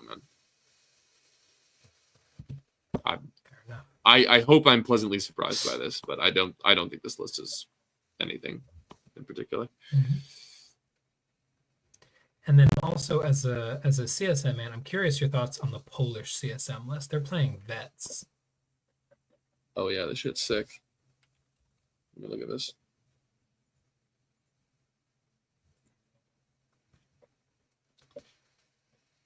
This is Vladi. He's running a Chaos Lord with the War Master's Gift, a Disco Lord with Mark of Legend, another Master of Executions, a Traitor Enforcer. That's the Chaos Ogren Bodyguard, I think. Yeah. Vashdor, 10 Cultists, 2 squads of 5 Legionaries, a Rhino, 2 squads of 3 Bikers, and then 2 Predator Annihilators, 2 Predator Destructors, a singular Mauler Fiend, 2 Obliterators, who were just ruled to not have a data sheet rule, 5 Raptors, and 3 Nurglings. He's kind of got a bunch of one-ofs, which I think are there to like. I think this is trying to be a take-all-comer that's generally decent in knights because it has Oath of Moment. And for 2 CP discounted to 1 with your Chaos Lord, you can Oath a different knight. So if you get stat checked by knights, you can kill 2 of them plus in a turn with this list, which is pretty sick. 4 Predators are doing that, and then he's got a bunch of one-ofs, right? Like this Mauler Fiend is probably going to try to ingress. It's the shitty CSM one, so it doesn't have a data sheet rule. But I mean, it does still have pacts, and it does still have your veterans reroll the hits. So you can get like 120% hits with the Mauler Fiend and just Thunder Bash someone. And it's 130 points, right? So like you can just run in and do, I don't know, 20 damage to a big knight with this dumbass Mauler Fiend, which is pretty cool. Obliterators, I genuinely think there are like a small unit. I think they're just there to go harass backfields because a lot of these more elite armies in the game right now are, might be a little bit screen light. So the Oblits can go back there and be something that takes some commitment to kill. They have a reactive move strat. They have a fallback shoot strat. I think that's nice. Yeah, I think it's just for infantry. I'll need to double check that. But I know they have AOC as well. So I think that's just more of a harassment piece. The Vashtor, I think, is the very interesting one here. I need to check which of his things work on demon vehicles as opposed to normal vehicles. Because he's something that was recent. He's someone who's recently buffed. So he adds 2 to the strength of demon vehicle weapons within 6. So I don't think there's any demon vehicles in this list. There's the Mauler Fiend. Okay. And then he's got a enemy unit with an 18. Targets this model, they get -1 to hit and hazardous. That might do something against the knights. I don't think that's his best. And then he gets a lone op within 3 of a demon vehicle. So maybe he's trying to use this guy as a damage dealing piece.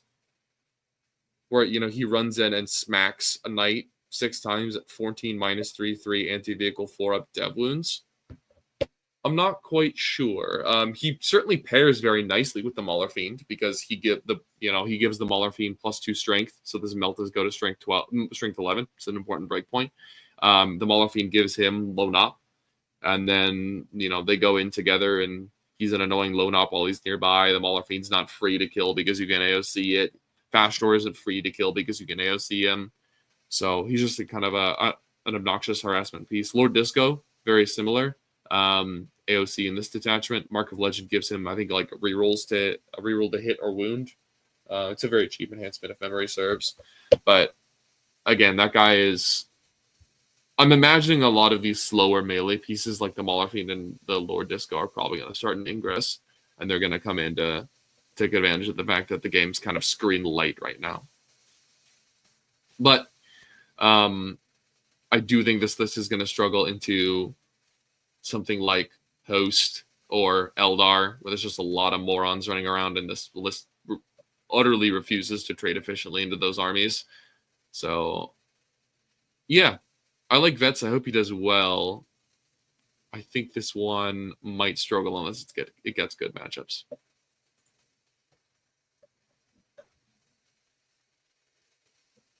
Maybe. Very cool. Alrighty. And Do you have any interesting lists? Thoughts? Yeah. I'm surprised how little. It looked like there was not very much Tyranids at all. No, there is not. I'll talk more about the listener questions section, but yeah, people either did not find optimal Tyranid lists or did and then didn't like them enough. Were kind of the two possible options there. What I am shocked by, one thing I mentioned, how many goddamn Necrons there are. Yeah, True. Ricochet. There are so many Necrons, and they're all awakened. Yeah. So much awakened. I pull the curtain back a little bit here. We have a guy on our team. You may know of him. His name is Walter Langendorf. He is one of the best Necron players on the planet. He's very good at what he does. What he does, the thing that he's not very good at, though, by contrast, is convincing everyone else that his ideas are right through anything other than putting up insane placings. Like, I don't understand why no one is willing to listen to this man when he's so clear, like, just ends up being right about everything. Like, he just keeps winning. But he very often will pitch something and people will say, yeah, you're crazy, because he sounds crazy. But he's right. He just is every time. He did this with Psychomancers for the longest time. Everyone was like, haha, Psychomancer is such a funny meme, Walter. And then he brought them to Home Nations and was like, I am dominating everyone because Psychomancers are insane. And we're like, okay, sorry. Well, for the last several weeks, we've been testing various Necron builds. We thought we were going to bring Star Shatter for a while. We tried out that, a couple different Star Shatter builds, and Walter's just over there like, hey guys, Awakened is better. You should play it. Just saying. Up to you, I guess, but like, this is the best way to play Necrons. It does the things you want it to, and we're like, no, Walter. No. And literally every other team is like, yeah, obviously that's correct. So shout out to my brother Walter, because he knows what's up. A lot of these Awakened lists are interesting and balanced, and then some of them are stupid. Obviously, the latter is the one that we want to talk about, and the best example of that is the Dutch Necron list. The Dutch Necron list is being played by Justin Jansen. He's got a Command Barge with a 4-up Feel No Pain, because my god, are you not allowed to kill that? 2 Chronomancers, one of which has the Veil of Darkness, Luminor Zaris, Orican the Diviner, an Overlord with the Translocation Shroud, 2 Plasmancers, 2 Royal Wardens, one of which gets the Netherrealm Casket, 2 squads of 5 Immortals, 3 squads of 20 Warriors, a Ghost Ark, a Reanimator, and 3 squads of 2 Crypto Thralls. Yes, sir. Fully 60 Warriors, all with Thralls, all with double character. Just gross. He only has 1 Reanimator, which seems a little bit dangerous to me. Yeah. Yeah, that's a list. It's probably enough against Knights, where all that's needed from you is to get, a 10 or whatever, and you just post up on 2 objectives. You say, my morons are standing here. You can't end your normal move here. My Reanimator is safe. Go fuck yourself. It's probably enough, I think into any Knights, into Imperials, 100%. I think into Chaos, if there are double Battle Cannon Knights around, maybe not. The Warriors are safe? Is that what you're saying? Yeah. I think there's a lot of unique defense in these bricks that make, because a lot of those just spoilers that we're seeing a lot of in most lists are just hitting on 3s, right? So the stealth squad makes that really annoying. The AOC from Zaris makes that really fucking annoying, because you're taking 3-ups against the battle cannons. So I don't know if it's gonna have enough volume to actually one-shot the squad. Yeah, because you're in cover. Can't you ignore cover with Infernal? You can't ignore cover. I'm trolling. Yep. Yeah. Yep. Okay. But yeah, still 4-ups is not ideal. I'll have to do the math on that. I'm not sure if it would destroy a Because squad. they're d6 plus 3 blast, and then in rapid fire they get up to 2d6 plus 6 blast, so it's 4d6 plus 12, so it's Yeah, you get out 26 26 plus shots. blast is 8, so you get 34 Oh, shots. true. Yes. Yep. With sustained. Mm-hmm. Spicy. So probably not cleaning a brick in one shot, but certainly punching a massive hole in one of them. So I'm intrigued. Curious to see how that goes for him. I'm sure they've got some very specific matchups in mind. I suspect that a lot of times that list is going to get very good scores. A lot of times they're going to get very bad scores into the right things, right? Like, God forbid you ever pair that into Thousand Suns. Bye-bye. Yeah. So I'm excited to see that one in practice. But yeah, none of the Tyranid lists particularly excite me. Oh, that's a lie. That's a bald-faced lie. There's one Tyranids list that is awesome, and that is it Thailand? Yes, it is. Okay, Team Thailand brought some very cool lists, and their Tyranids list is my favorite Tyranids list. And it's not even Tunnel Lids, it's Invasion Fleet.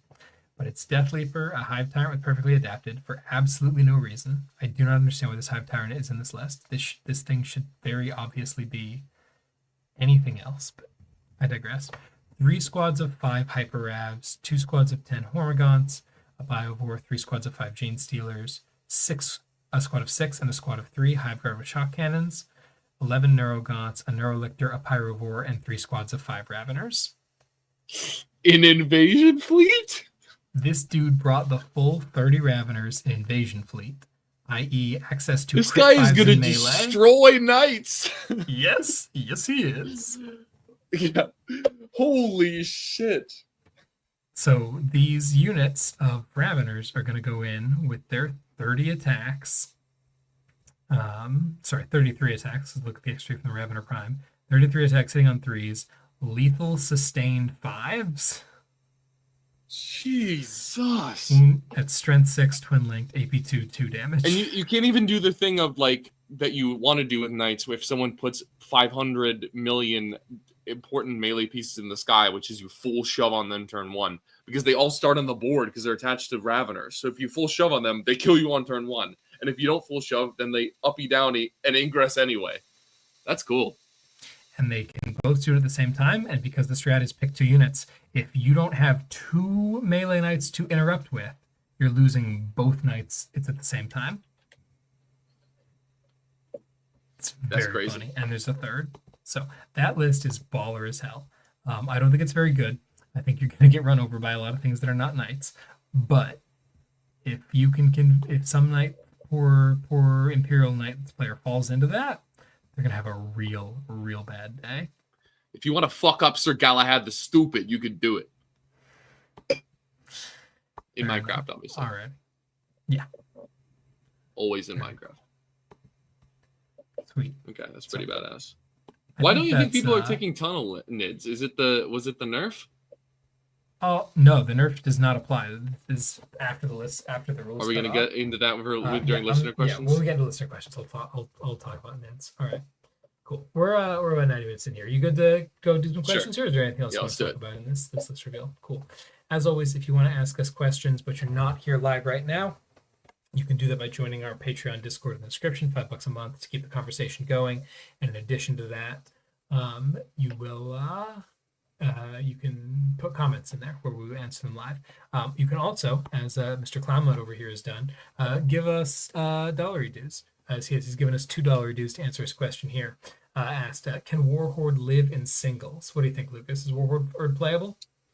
No, and my answer is certainly not colored by the fact that I just went 1-2 and then dropped from a GT last weekend with Warhorde. Red Rum, I just answered your question as well. Yeah, I don't know, man. This army feels fucking bad. I basically, so my journey with this was I'm trying to find something very efficient and aggressive for our Challengers Cup roster, because as much as everyone continues to rant and yell at me that they want to be a pusher on the team, they come back with nothing but fucking yellows and oranges on our matrix and shit their pants constantly. in game, obviously. So I am once again pushing man, and I have to find a list that goes and Thunderdomes people. And I'm like, Warhorn can do that. Warhorn is the greedy Thunderdome detachment. Let's fucking do this. Let's take 18 Breaker Boys. Let's take 20 Beast Nagas and slim down on trucks. Nothing else in the list. And I got completely obliterated by like some people just walking around with Space Marines. Right, like I go in, they AOC, my unit bounces, and then I lose them all to the 2 survivors in the unit. Like with 6 Power Fist attacks, just like killing my 180-point breakable unit, like 140 points, whatever. I'm mad about it, so I'm exaggerating. But those kind of dynamics just felt horrible. This is not an army that can push. It's not good on GW tables because you can't stage a truck to save your fucking life. It probably is better on WTC tables because you can be a little bit greedier with where you stage. But I don't know, man. I feel like, especially because you framed your question in the context of, is it good in singles? No. I think you're always going to run into something on your tournament journey or run into some dice situation that's going to cuck you. I don't know how else to put it than that. Like, the army is just, they've nerfed it into oblivion at this point. I think we can see that at WTC, right? Like that no one is taking orcs. Even old reliable Warhorde, baby. Dog shit codex. Will you play Cult of Speed? No. What if it does really well? Maybe for a stat rep, if someone gives me $50, I'll give you my PayPal. DM me. Taking bribes now. That's how fucking low I've fallen, boys. Yeah, I think that's just like a service that we offer. It's called coaching. I don't think coaching is taking a bribe to play a shitty army in a cooking screen game. It's not a bribe though. That's just selling something. Like you're selling a service. Right. Yeah, fair enough. Anyway, okay, cool. Okay, questions then. Listener questions coming in. I'm gonna try to get the names of people. This is from Tim the Weird Boy. Has anyone found a hidden gem in the underrepresented factions or attachments? E.g., Rad Zone, Cult of Speed, Recon Guard. Rad Zone, no, I don't like that list. I don't think that Golunka has the sauce here. I think he's just been playing that exact build for a long time, and he doesn't want to pivot to anything else.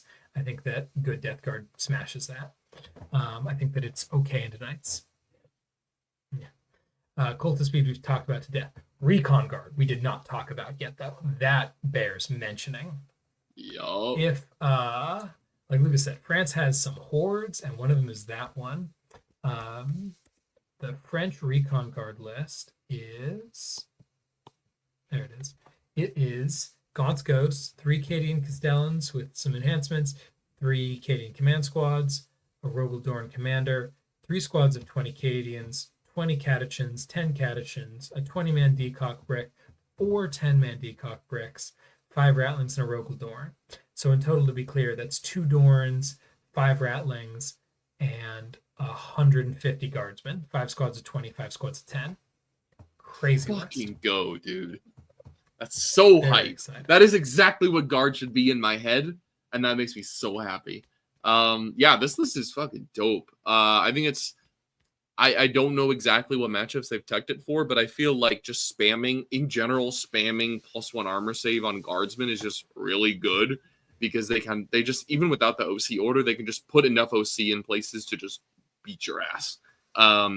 And I think in particular, this was something that I was noticing a lot with Green Tide, is the modularity of taking 20 mans and 10 mans is really important because the 10 mans still get a lot from your detachment, but they're more disposable. Like it feels bad to go throw away a 20 man to deny primary in the early game, but throwing away a 10 man might not feel so bad. And then also you get some detachment rules then with your 10 man. Like, okay, your opponent moves a melee unit out to go deal with them.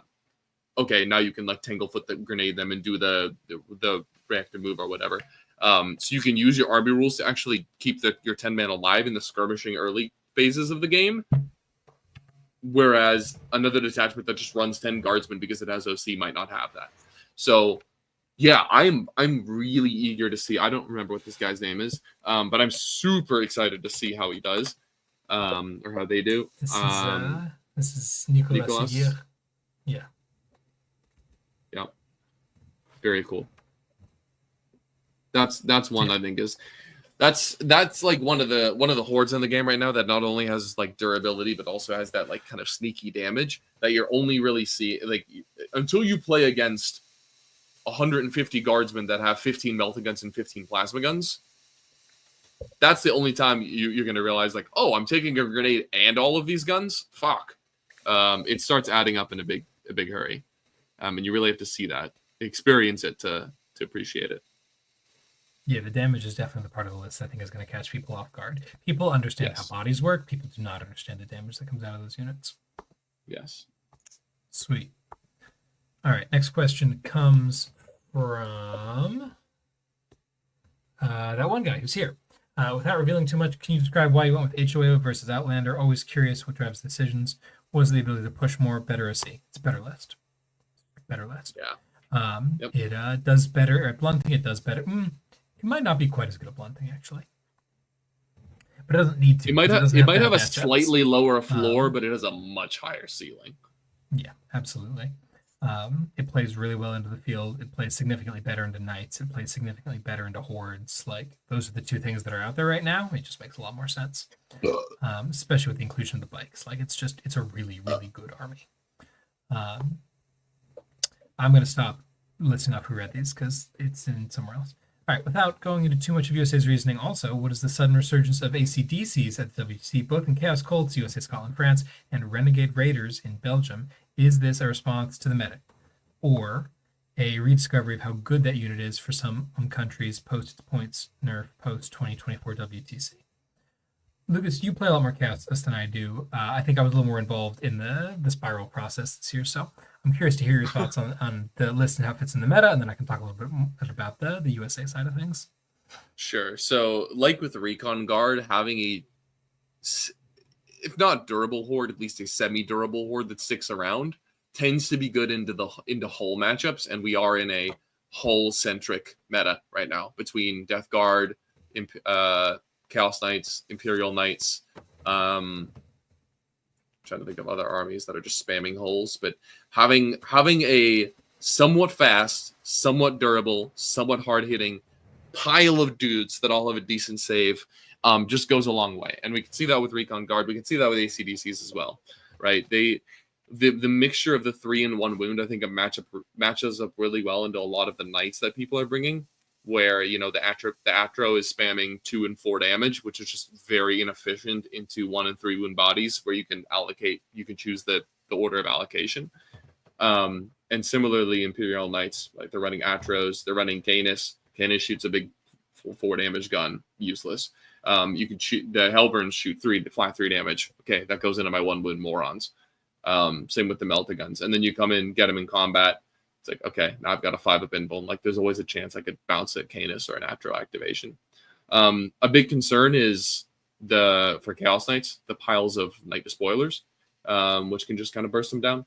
But in combination with a Blood Surge, especially with the speed of Renegade Raiders and the speed of Chaos Cults, you can really get the bricks to where you need them to go and tie Knights up. And then they have those big bases, so it's very hard for them to avoid a potentially devastating Blood Surge, and you can control their movement in that way. So I think that's why people are bringing ACDC and this guard list. Not a lot of people are running this guard list, but I think that's why it's here, is its ability to control space and threaten these like kind of semi-durable hulls is actually quite good. Yeah, absolutely. Couldn't have said it better myself. I'm actually not going to go into the USA stuff, but yeah, 100%. It makes a lot of sense in the current meta. I think that those lists are going to do very well. I think that Fulger is going to hurt some people. I think that I'll tell you what, we danced around a bunch of different factions for Fulger. Obviously, he's historically a Custodes main. We've seen him do incredible things with that. He's also played Eldar a lot. Nick Nanavati is playing Eldar, so that is not available to him. This makes a lot of sense for the kind of play style that he likes to bring to the table. So I'm excited to see it. Okay. Thoughts on Norns and Subterranean Assault? 1, 2, 3. Why did you stop at 3? Why did you stop at 3? Is there a role where they make up the tactics lack of defense, or are they a trap? First Norn is mandatory. You heard it here first. It's mandatory. Play it. Play an emissary in your army. It's really good. I love the Norn. I think she's so good. The second Norn Not very good. I don't think it's very good. I think it's probably too many points. I think if you want to play 2 emissaries, you can. I think if you want to play an emissary and an assimilator, I guess you can. I tried it a bunch. I didn't like it.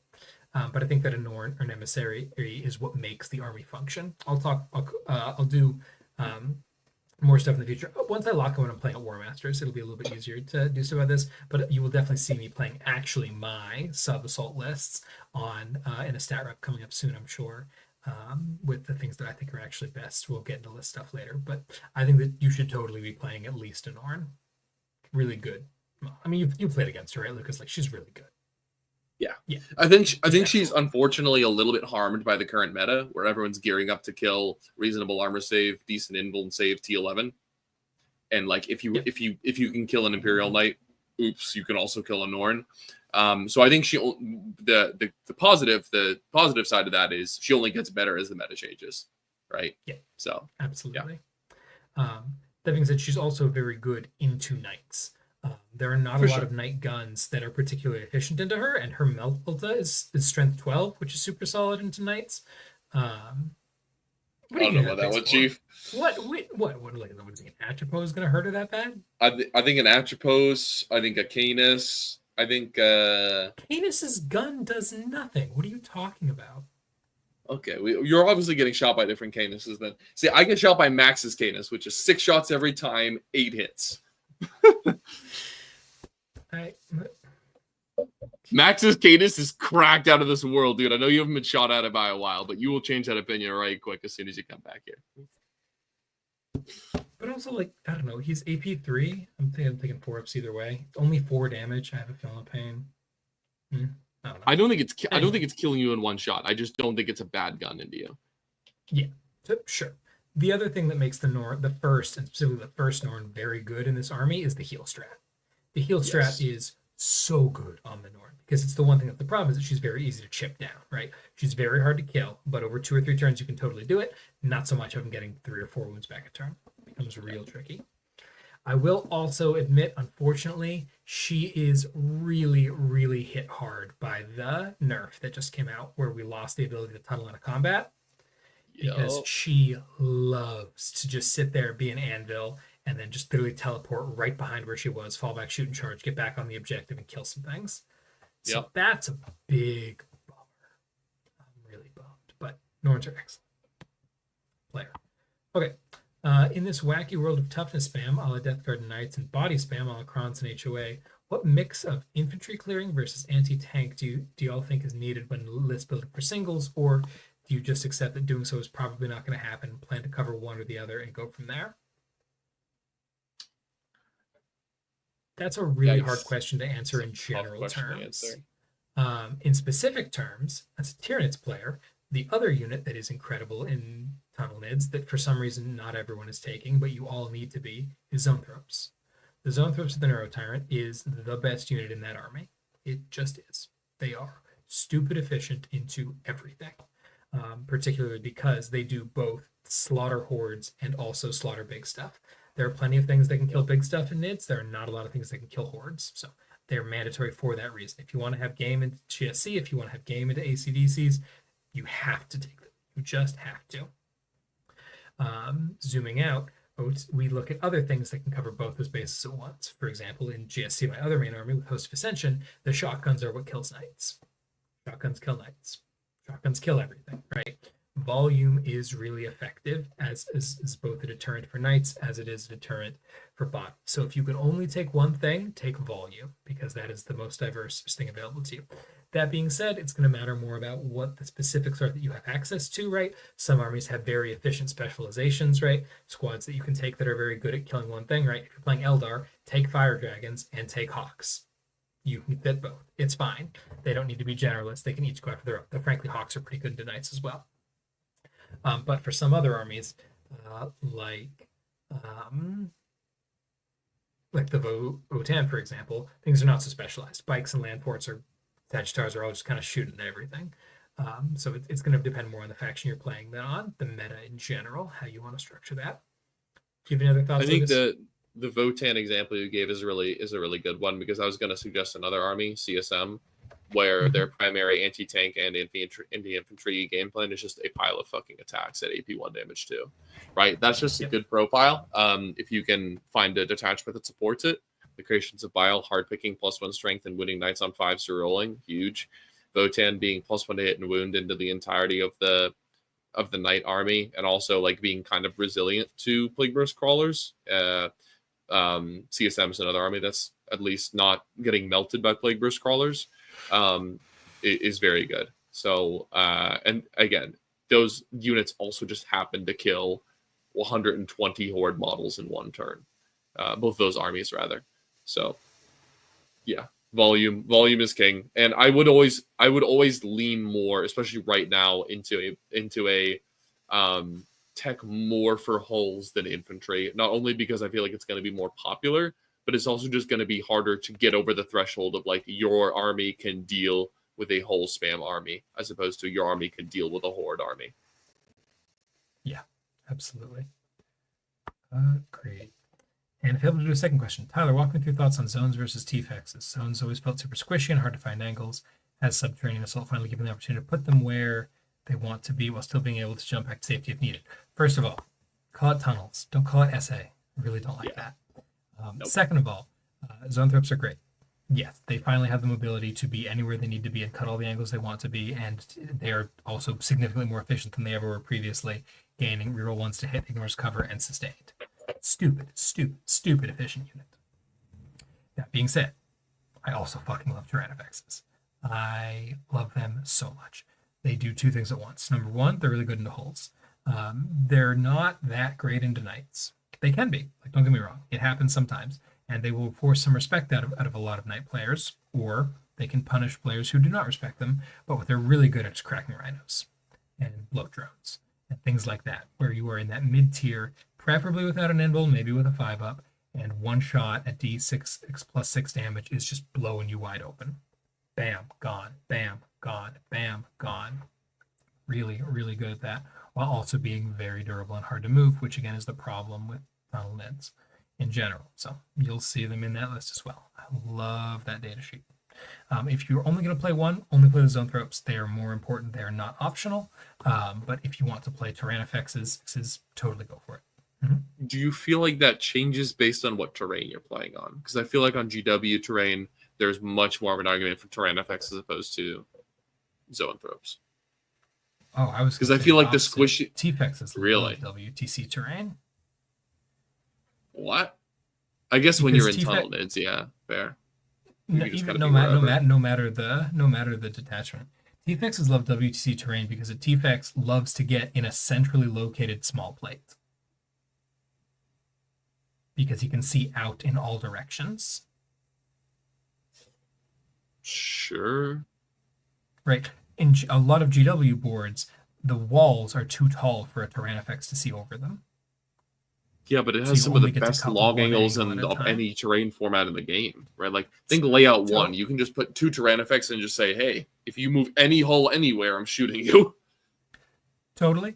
I think that in the WTC format, people are not very used to that particular positioning, though, where suddenly you unlock most of the table out of nowhere, right?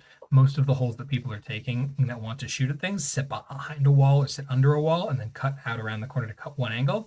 The T-Fex is a little bit unique in its ability to walk in and fully unlock a plate and be able to take damage from several directions while doing so. Sure. I think they're really good in that way. But I absolutely agree. They're also great in GW. But GW also...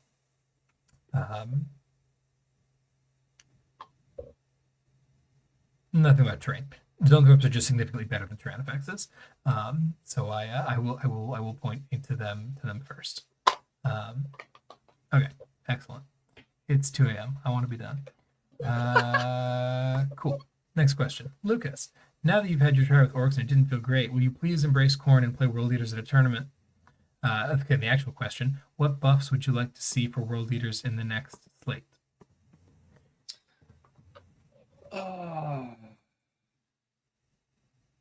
So the unfortunate part here is that right before this GT, I took World Eaters to a smaller event and went 1 and 2. Admittedly, okay. This was me playing the worst data sheet known to man, which is the 8-bound. The premier piece of shit in the game right now. No, but so I think world leaders have to skew. Anthony was actually right all along that you can't beat trading armies at trading with world leaders. You can't beat. But that's the big one. Is like you can't try to trade with people. You have to be like good at a thing. And I think that both of the tier 1, maybe there's a third, but I think there's only 2 tier 1 nations with world leaders, is France and the USA, are both trying to do something very, very well. Like France's Berserker list is trying to play the OC board control game very well. Sweden has Corn Demonkin. I don't know what that list does, so I won't speak to it. But Anthony's list is trying to like thunder punch things in the. I don't think that's giving anything away, right? Like it's Anthony Vanelli. He's trying to go in and thunder fuck you in the face with his punchy unit. Not that complicated. It's trying to do that very well. And 8-bound as a data sheet don't actually help you with either of those things very well at all. Like they enhance your. They enhance your ability to hurt like wraiths with your. They buff the Corn Berserker's ability to kill wraiths by investing 150 points in it. That's bad. That's very, very bad. Against any other like non-vehicle, non-monster in the game, you don't really need +1 to hit to help kill it. You have piles of attacks. You're playing world leaders. So they're just not that necessary. So I feel like the list I was running was just, it was the very traditional, like 3 spawn, 3 8-bound, 3 forge fiend, just like nothing. It's not doing anything. It's not doing anything that world leaders want to do. So unfortunately, because of my own hobby restrictions and not that many people play a ton of world leaders around me, I don't exactly have like 60 Corn Berserkers that I can go and dip into. We were asking around to try to find Ian some Mauler Fiends for the GT. We couldn't find any Mauler Fiends. So I'm probably not going to play World Leaders again anytime soon. There's other armies I'm more excited about, to be honest. But if I was going to play them, I would play probably some Forge Fiends, some Mauler Fiends, some Corn Berserkers, probably the Demon Prince still, because I think he's a good all-rounder, especially on GW boards.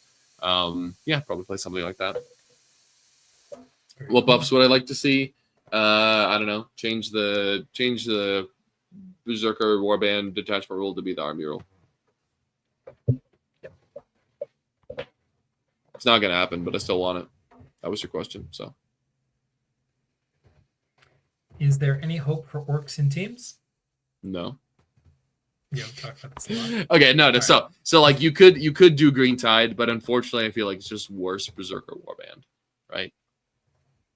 Like imagine playing Orc Boys when you could play Corn Berserkers.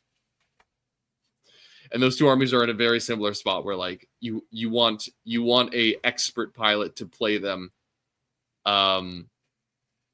So there's just not, unless you're trying to make like a Horde Orcs and Horde World Leaders pin. It's just sticky. But yeah, getting to Strength 5 is just so fucking limp, you know? It's okay. It's going to be fine. All right, this is from Isaac, who is playing for Thailand this year. Asks, any advice for a first-time WTC player and first-time international traveler? Arrive early. If you haven't made your travel reservations yet, first of all, what the fuck are you doing?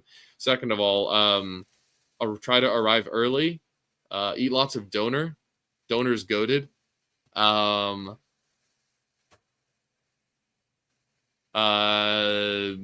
Drink water at every feasible opportunity. Europeans don't believe in water, which is funny. What else, Tyler? Bring one. You're going to spend so much goddamn money if you buy all your water. Bring a water bottle. Bring a water bottle. Bring a power converter. Love of God. I'm so tired of supplying these for the entirety of Team USA. Yeah, if you don't know which one you need, Isaac, I will send you. Let me know and I'll send you a picture. What was the other thing I was going to say? I don't care how tired you are. Don't sleep when you get there. Sleep at the normal, especially if you're going to be there for a longer period of time. Like sleep at the normal time you should sleep on that continent. Otherwise, you're going to be miserable. Trust me. Yeah, absolutely. I would also say one more thing that I think Lucas will definitely agree with here. WTC is a lot of fun. There's a lot of stuff going on, There's a lot of social pressure to participate in a ton of stuff. If you are feeling out of it, if you are feeling zonked, especially as a WTC player, your first priority is the game. Go to bed. Miss out on things, it's a bummer. You will feel terrible if you end up staying out late drinking when you should be sleeping, and if you do poorly in a game because of it. There will be plenty of time for fun. You will have plenty of fun. Don't get too much fun. Translation: Be an antisocial fuck like me. You don't have to go that far, but you can. All right. I think this was Sam M. asked, any noticeable differences playing in Spain versus other events you played in Tyler? Looking forward to meeting them. Super looking forward to seeing you there, Sam. It's been way too long. I think I talked about this a little bit already. There's just this crazy high energy, which is a lot of fun. People care about teams a lot more than they do in the US, or at least than they did in the US last time I was there, which is a ton of fun. The food being involved was super great. Just a super fun bunch of guys. Really, really great community. Kind of the sort of thing that we're really driving toward in the Northwest. It was nice. It's neat to see kind of what that could look like in a couple years. Great stuff. Cool. What do you think about the AdMech lists that are being taken at WTC? Do any of them translate well into singles? No, they're bad. Is there any? How much Qatari Hunter cohort is there? 1. Feels terrible under Knights and Death Guard. Yeah, the one SHC is being brought by Bulgaria. Yeah. I don't think that archetype is so cool. I want it to be good so badly. I think that you can build an AdMech list that thunderslams Knights. It's really not that really. Knights are 24-inch range. You bring a bunch of guns that are noticeably longer range than that and efficient into Knights. Like what? Like Last Chickens? Say it. Yes, like Last Chickens. Oh, he said it, boys. They are good into Knights. They're very good into Knights. They're very good into exactly. And then you bring a bunch of very cheap bodies that gum up lanes and prevent the Knights from getting within 24. And then you bring maybe a couple lone ups. Or just you have access to 18 interactive lone up. Not that deep. It's really not that deep. I am kind of shocked, appalled that no one's doing it. Or if you want to get spicy, you play the cohort cybernetic attachment and you bring 2 squads of punch bots and you just throw the Knights up against the wall. Just saying. Anyway, back to Lucas here. Do you think Hammer, and by Hammer here I think we mean Hammer of the Emperor? No, we mean Mortarian's Hammer. There we go. Demands 3 Plague Burst Crawlers, or is 2 enough sometimes? Let's say on dude, welcome to the question of my life for the last month, brother. Jesus Christ. So I think I was doing this up while I was just bored at work the other day. I made like a 4-way, like here there's 2 Death Shroud, here there's 3 Death Shroud, here there's 2 PVC, here's 3 PVC. And it kind of depends what you want from your Death Guard. I think, obviously, very intuitively, the more Death Shroud you have, the better you are at pushing and getting big differentials. But it's a little bit swingier, right? Because you're relying on ingressing. That only works against some armies. You're relying on 6-inch deep strike charges. That works only most of the time. So they're a little bit more inconsistent, but I think they have a higher ceiling, whereas the PVCs are more of a stable piece. And even on GW tables, I think there's big value to PVCs. Is honestly maybe even more so than WTC, because the number of places people can stand and be safe from your bloat drone shooting and your Mephitic light hauler shooting is much less on GWs, right? Like there's usually, for most deployment zones, there's 2 staging ruins. And so everyone's cramming all of their units into those staging ruins, so there's more chances to do mortals with the PVC rule. So there might even be a little bit more of a damage ceiling with Plague Burst Crawlers on GW terrain. Can you get away with playing 2 of them? Again, if you want your Death Guard to be more of a pusher, I think you can definitely get away with 2 of them. Is 3 a very... are you ever trolling for running 3 Plague Burst Crawlers? No. It's a cracked data sheet. But I think there are good builds that can run 2 of them. Maybe I'm wrong. I'm not like super experienced with Death Guard at this point, but that's my current feeling is, yeah, it's a good tank, but it is a 200-point tank that kind of wants to sit in your backfield. Yep, Fully agree. Take 3. Just take 3. Cool. A couple of super chats here from Isaac himself. Harridan, though. No. Play Harridan. I've been over this. It's better. 3-up armor looking ass. Tom Martin says, nerf Beast Negas. Fuck you, Tom. Thoughts? How do we, can we ban people? Can we kick them? No, dude, don't ban Tom. That's my boy. I scammed his Bellator last weekend. That's probably why he's saying that. Funny. Yeah. Yeah, no, sorry. I realized that I somehow like managed to miss my actual rant here. Like I feel like people were asking questions they didn't ask. I'm gonna answer the question that people asked me a bunch of times, but that I said I would talk about on the show. Why are we not playing tunnel nids? Why are tunnel nids in general not being played? Tunnel nids are not being played because they are very one-dimensional. And by one-dimensional, I mean they lack one thing, which is durability. They are really good at getting places. They're really good at doing damage into the right kinds of targets. They're really good at secondaries. They're really good at board control. They're really, really bad at standing places. The army is incredibly fragile. It very often comes in punches and breaks off. If you want to play tunnel nids and you have a list, the first thing I want you to do is I want you to go into the list. I want you to delete the Trigon Prime. Remove that data sheet from your list. That is a bad thing. I know you're crying, you're screaming, you're throwing up. There's bodily fluids coming out of every orifice. I don't care. I don't care. Get rid of it. Put it back on the shelf where it fucking belongs. Okay? That thing is 160 points for a predator. Yep. In melee. It gets to swing. The predator destructor that has to ingress and go punch something. It's so not worth it. It dies. It dies every time, and it just doesn't get the job done. If you want to have cool ingress melee threats, go for it. It's called Raveners. It's called Hyper Raveners. Just play them, okay? Harspexes, great. Get them in there with the Psychophage buff, great. Screamer Killers, very good. I prefer Harspexes, but I understand the arguments both ways. Both very good data sheets. Norns, great. T-Fex is great. Zone Throw is great. The problem is once you start to layer in all of the things that you need to make a durable list, which I have, and I like my list a lot, you get really thin on stuff. Nids pay through the nose for durability because a lot of our durable units are also things that do a lot of other stuff, right? The Haruspex is kind of that gleaming exception where it's 125 points, which is criminal for how durable it is, being T11, 14 wounds. Super thick.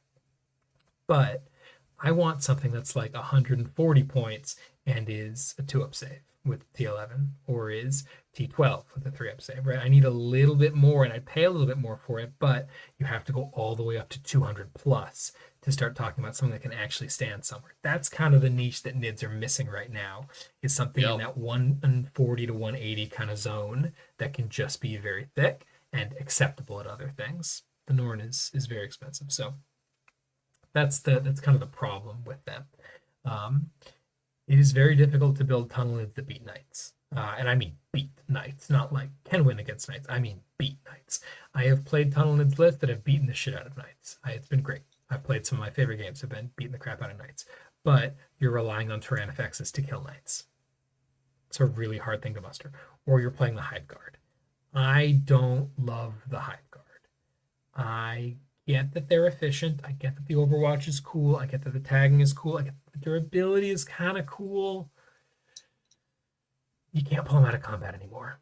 You can't pull them out of combat. They get one activation. That's a fucking deal breaker. They're AP1. Yeah. I was playing against Death Guard not so long ago with them, and I put the whole unit into a Mephitic that I needed to kill. I needed to kill the Mephitic. He popped smoke, and I did like no damage. Mephitic have smoke? Yep. Goofy. Hold on. That or he cheated, in which case I'm gonna find him this weekend and punch him in the nose. But Nice. They do. Okay, they do have smoke. Great. Sick. He's safe. But yeah, I was like, oh shit. Yeah, no. It's 12 shots hitting on 3s. They pop smoke, rerolling 1s, pop smoke, hitting on 4s for 1s. With sustain, it's just I don't love it. Don't It love seemed when the detachment's already good at dealing damage, it seems like taking something that's maybe marginally better at doing damage, but is way less dynamic, is probably not the move. Yeah. No, I don't think so. Yeah. So the reason that Talonids got cut is because when you look at your comp and you look at what Nids need to do, basically everyone needs to either be knights, beat knights, or be so good into the field that it doesn't matter that you can't beat knights. Those are the three options you have here. Every one of our armies does one of those three things. In fact, none of them are knights, so everyone is one of the other two things. It either beats knights or it beats everything that isn't knights. Those are kind of the options, or both. Tunnel doesn't do that. It's not strong enough to beat everything that's not knights well enough to guarantee that it can be in the comp and just dodge knights if you don't build for it. And if you build it for knights, it gets tricky. Sam came up with some really cool lists. We have some really cool ideas. Like we saw with the invasion fleet there. The Hyper Ravener units can be really good into knights. The Haruspex is decent into knights. Zone Thropes, decent into knights. The Hive Guard, if you're building for knights, sure, they're definitely good into knights in particular. So like it can be done, but it's just not there. I hope this is a good singles army that doesn't have a role in a team. That's what I hope. Or that it will do better in different metas, because it is so much fun. I love this detachment so much. It is one of my favorite things that I have played. It's my favorite thing I've played in 10th, I think, other than Index GSC. Like, it's just great. But I don't know that it fits in an 8. So we'll see. Maybe I'll bring it to Challengers. Maybe I'll bring GSC. It's going to kind of come down to comp and a little bit more developments in the meta and some more practice and optimization and whatnot. But those are my thoughts on NIDS. If you have more thoughts on NIDS, want to keep the conversation going, Discord, Patreon, link in the description. If you yourself want to play a tunnel NIDS and are not sure where to start with your list, or you want to get some optimizations in or play a practice game with me, coaching, statcheck.com/coaching, description, click it. You can play him too on Tabletop Simulator or in person if you're nearby. Yeah, I am. Tyranids are such. They really are one of the armies of all time, man. Every time I play against them, I'm like, how the fuck does anyone ever lose with Gargoyles and Bio Wars? And then on turn 4, I look down and I'm like, oh, you're tabled. Get fucked, idiot.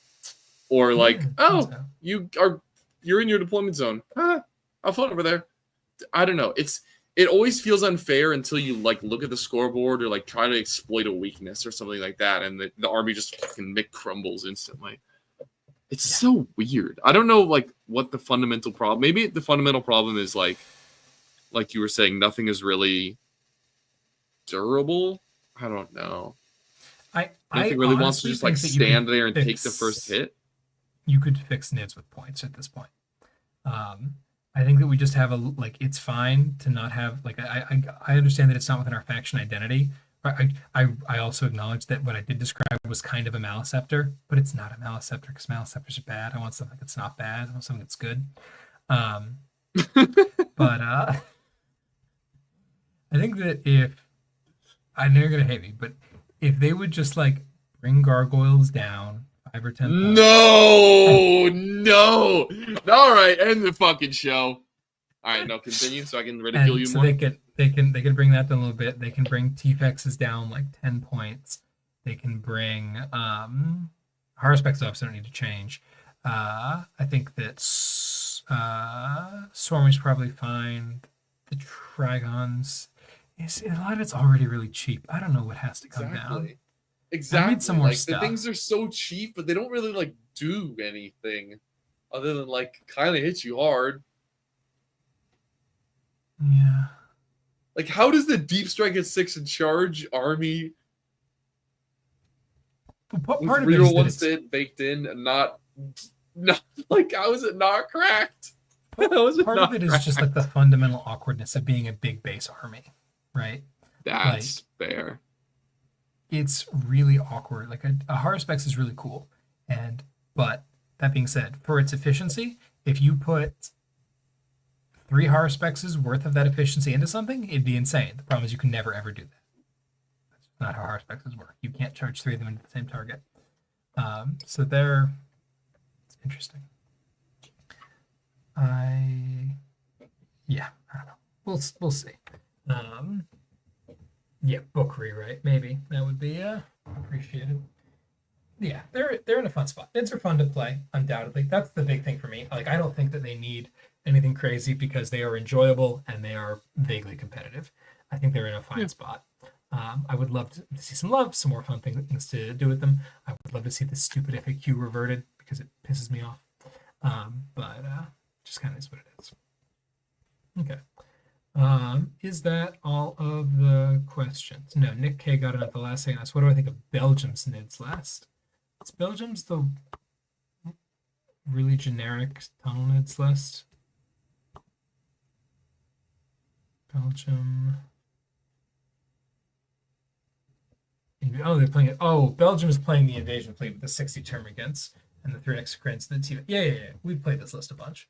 I think that this list is really good if your opponent doesn't know how to play against it. Nice. Folger on his Custodes at Home Nations ran through this guy, the 60 gaunts. There are just too many things in the meta right now that can kill 60 gaunts. Just way too many. And once those gaunts go away, you're just playing execrans, which like die. The army can't really kill knights. I don't get it. I think that that guy's just been playing that list for a while, and it puts up good results with it consistently into medium to higher tier players. I think that people who spend some time actually concentrating on that matchup and make sure that they're prepared for it are gonna thunder smash it. I think it's a really easily exploitable point for Germany to go after when they play them there. That's definitely the list of the Belgian 8, right? Because they're Shattercrons, Nids, T-Suns, Bile, Eldar, Lag, Chaos Knights, and Death Guard. That Nids list is the one that I am hunting if I am doing the pairings here. I am trying to get something into that can. So we'll see how it goes. I don't think it's right for this meta. Cool. Bedtime? Yes, sir. Thanks so much for joining us as always. Please check out the description to see some links from our wonderful sponsors and some other shows in the network. Big news, End of the Matrix is back. That's awesome. You should check that out. It's got new hosts. Who are the hosts? Oh, shit. I don't know. Some random dude. Hosts. Oh, you didn't know this? There's 3 new hosts. There's some random dude running it named Nassim Fushen. He's okay at Warhammer, so I've heard. This other guy who also might be okay, his name is Liam VSL. And that third guy, I don't know who he is. Brian Ciapi? I don't know. He's pretty good as well, I hear. So so check out Liam, Brian, and his team on the new End of the Matrix. And the first episode will be coming out of that pretty soon. Check out Stat Check. Obviously, you're listening to us, you know about Stat Check. And yeah, if you are coming to WTC, I'm looking forward to seeing you there. We'll definitely have at least one more episode between now and then, maybe 2. Maybe we'll do like a post practice weekend, like something, or maybe we'll just film a bunch of stat reps on. Yeah, we need to. August is going to be the stat rep month. Hell yeah! So lots of fun stuff coming up. Looking forward to it. Looking forward to seeing some of y'all at WTC. Looking forward to WTC happening. It's going to be awesome. Looking forward to being done with this because as much fun as it is a ton of stress and work, and I would like to focus on something else. But yeah, excellent. Anything else, Lucas? No, sir. Wonderful. Well, that all being said and done, thank you so much for joining us. I've been Tyler. I've been Lucas. Nick's not here. Yeah, he's Lucas. And we will see you in the next one. I don't know, maybe we do a different one. We do like another games episode or something to actually get Zach back on the show. That could be fun. But yeah. Farewell, gamers. Good night. Keep playing Warhammer. Take care. Wish me luck tomorrow. I'm scared of the plane.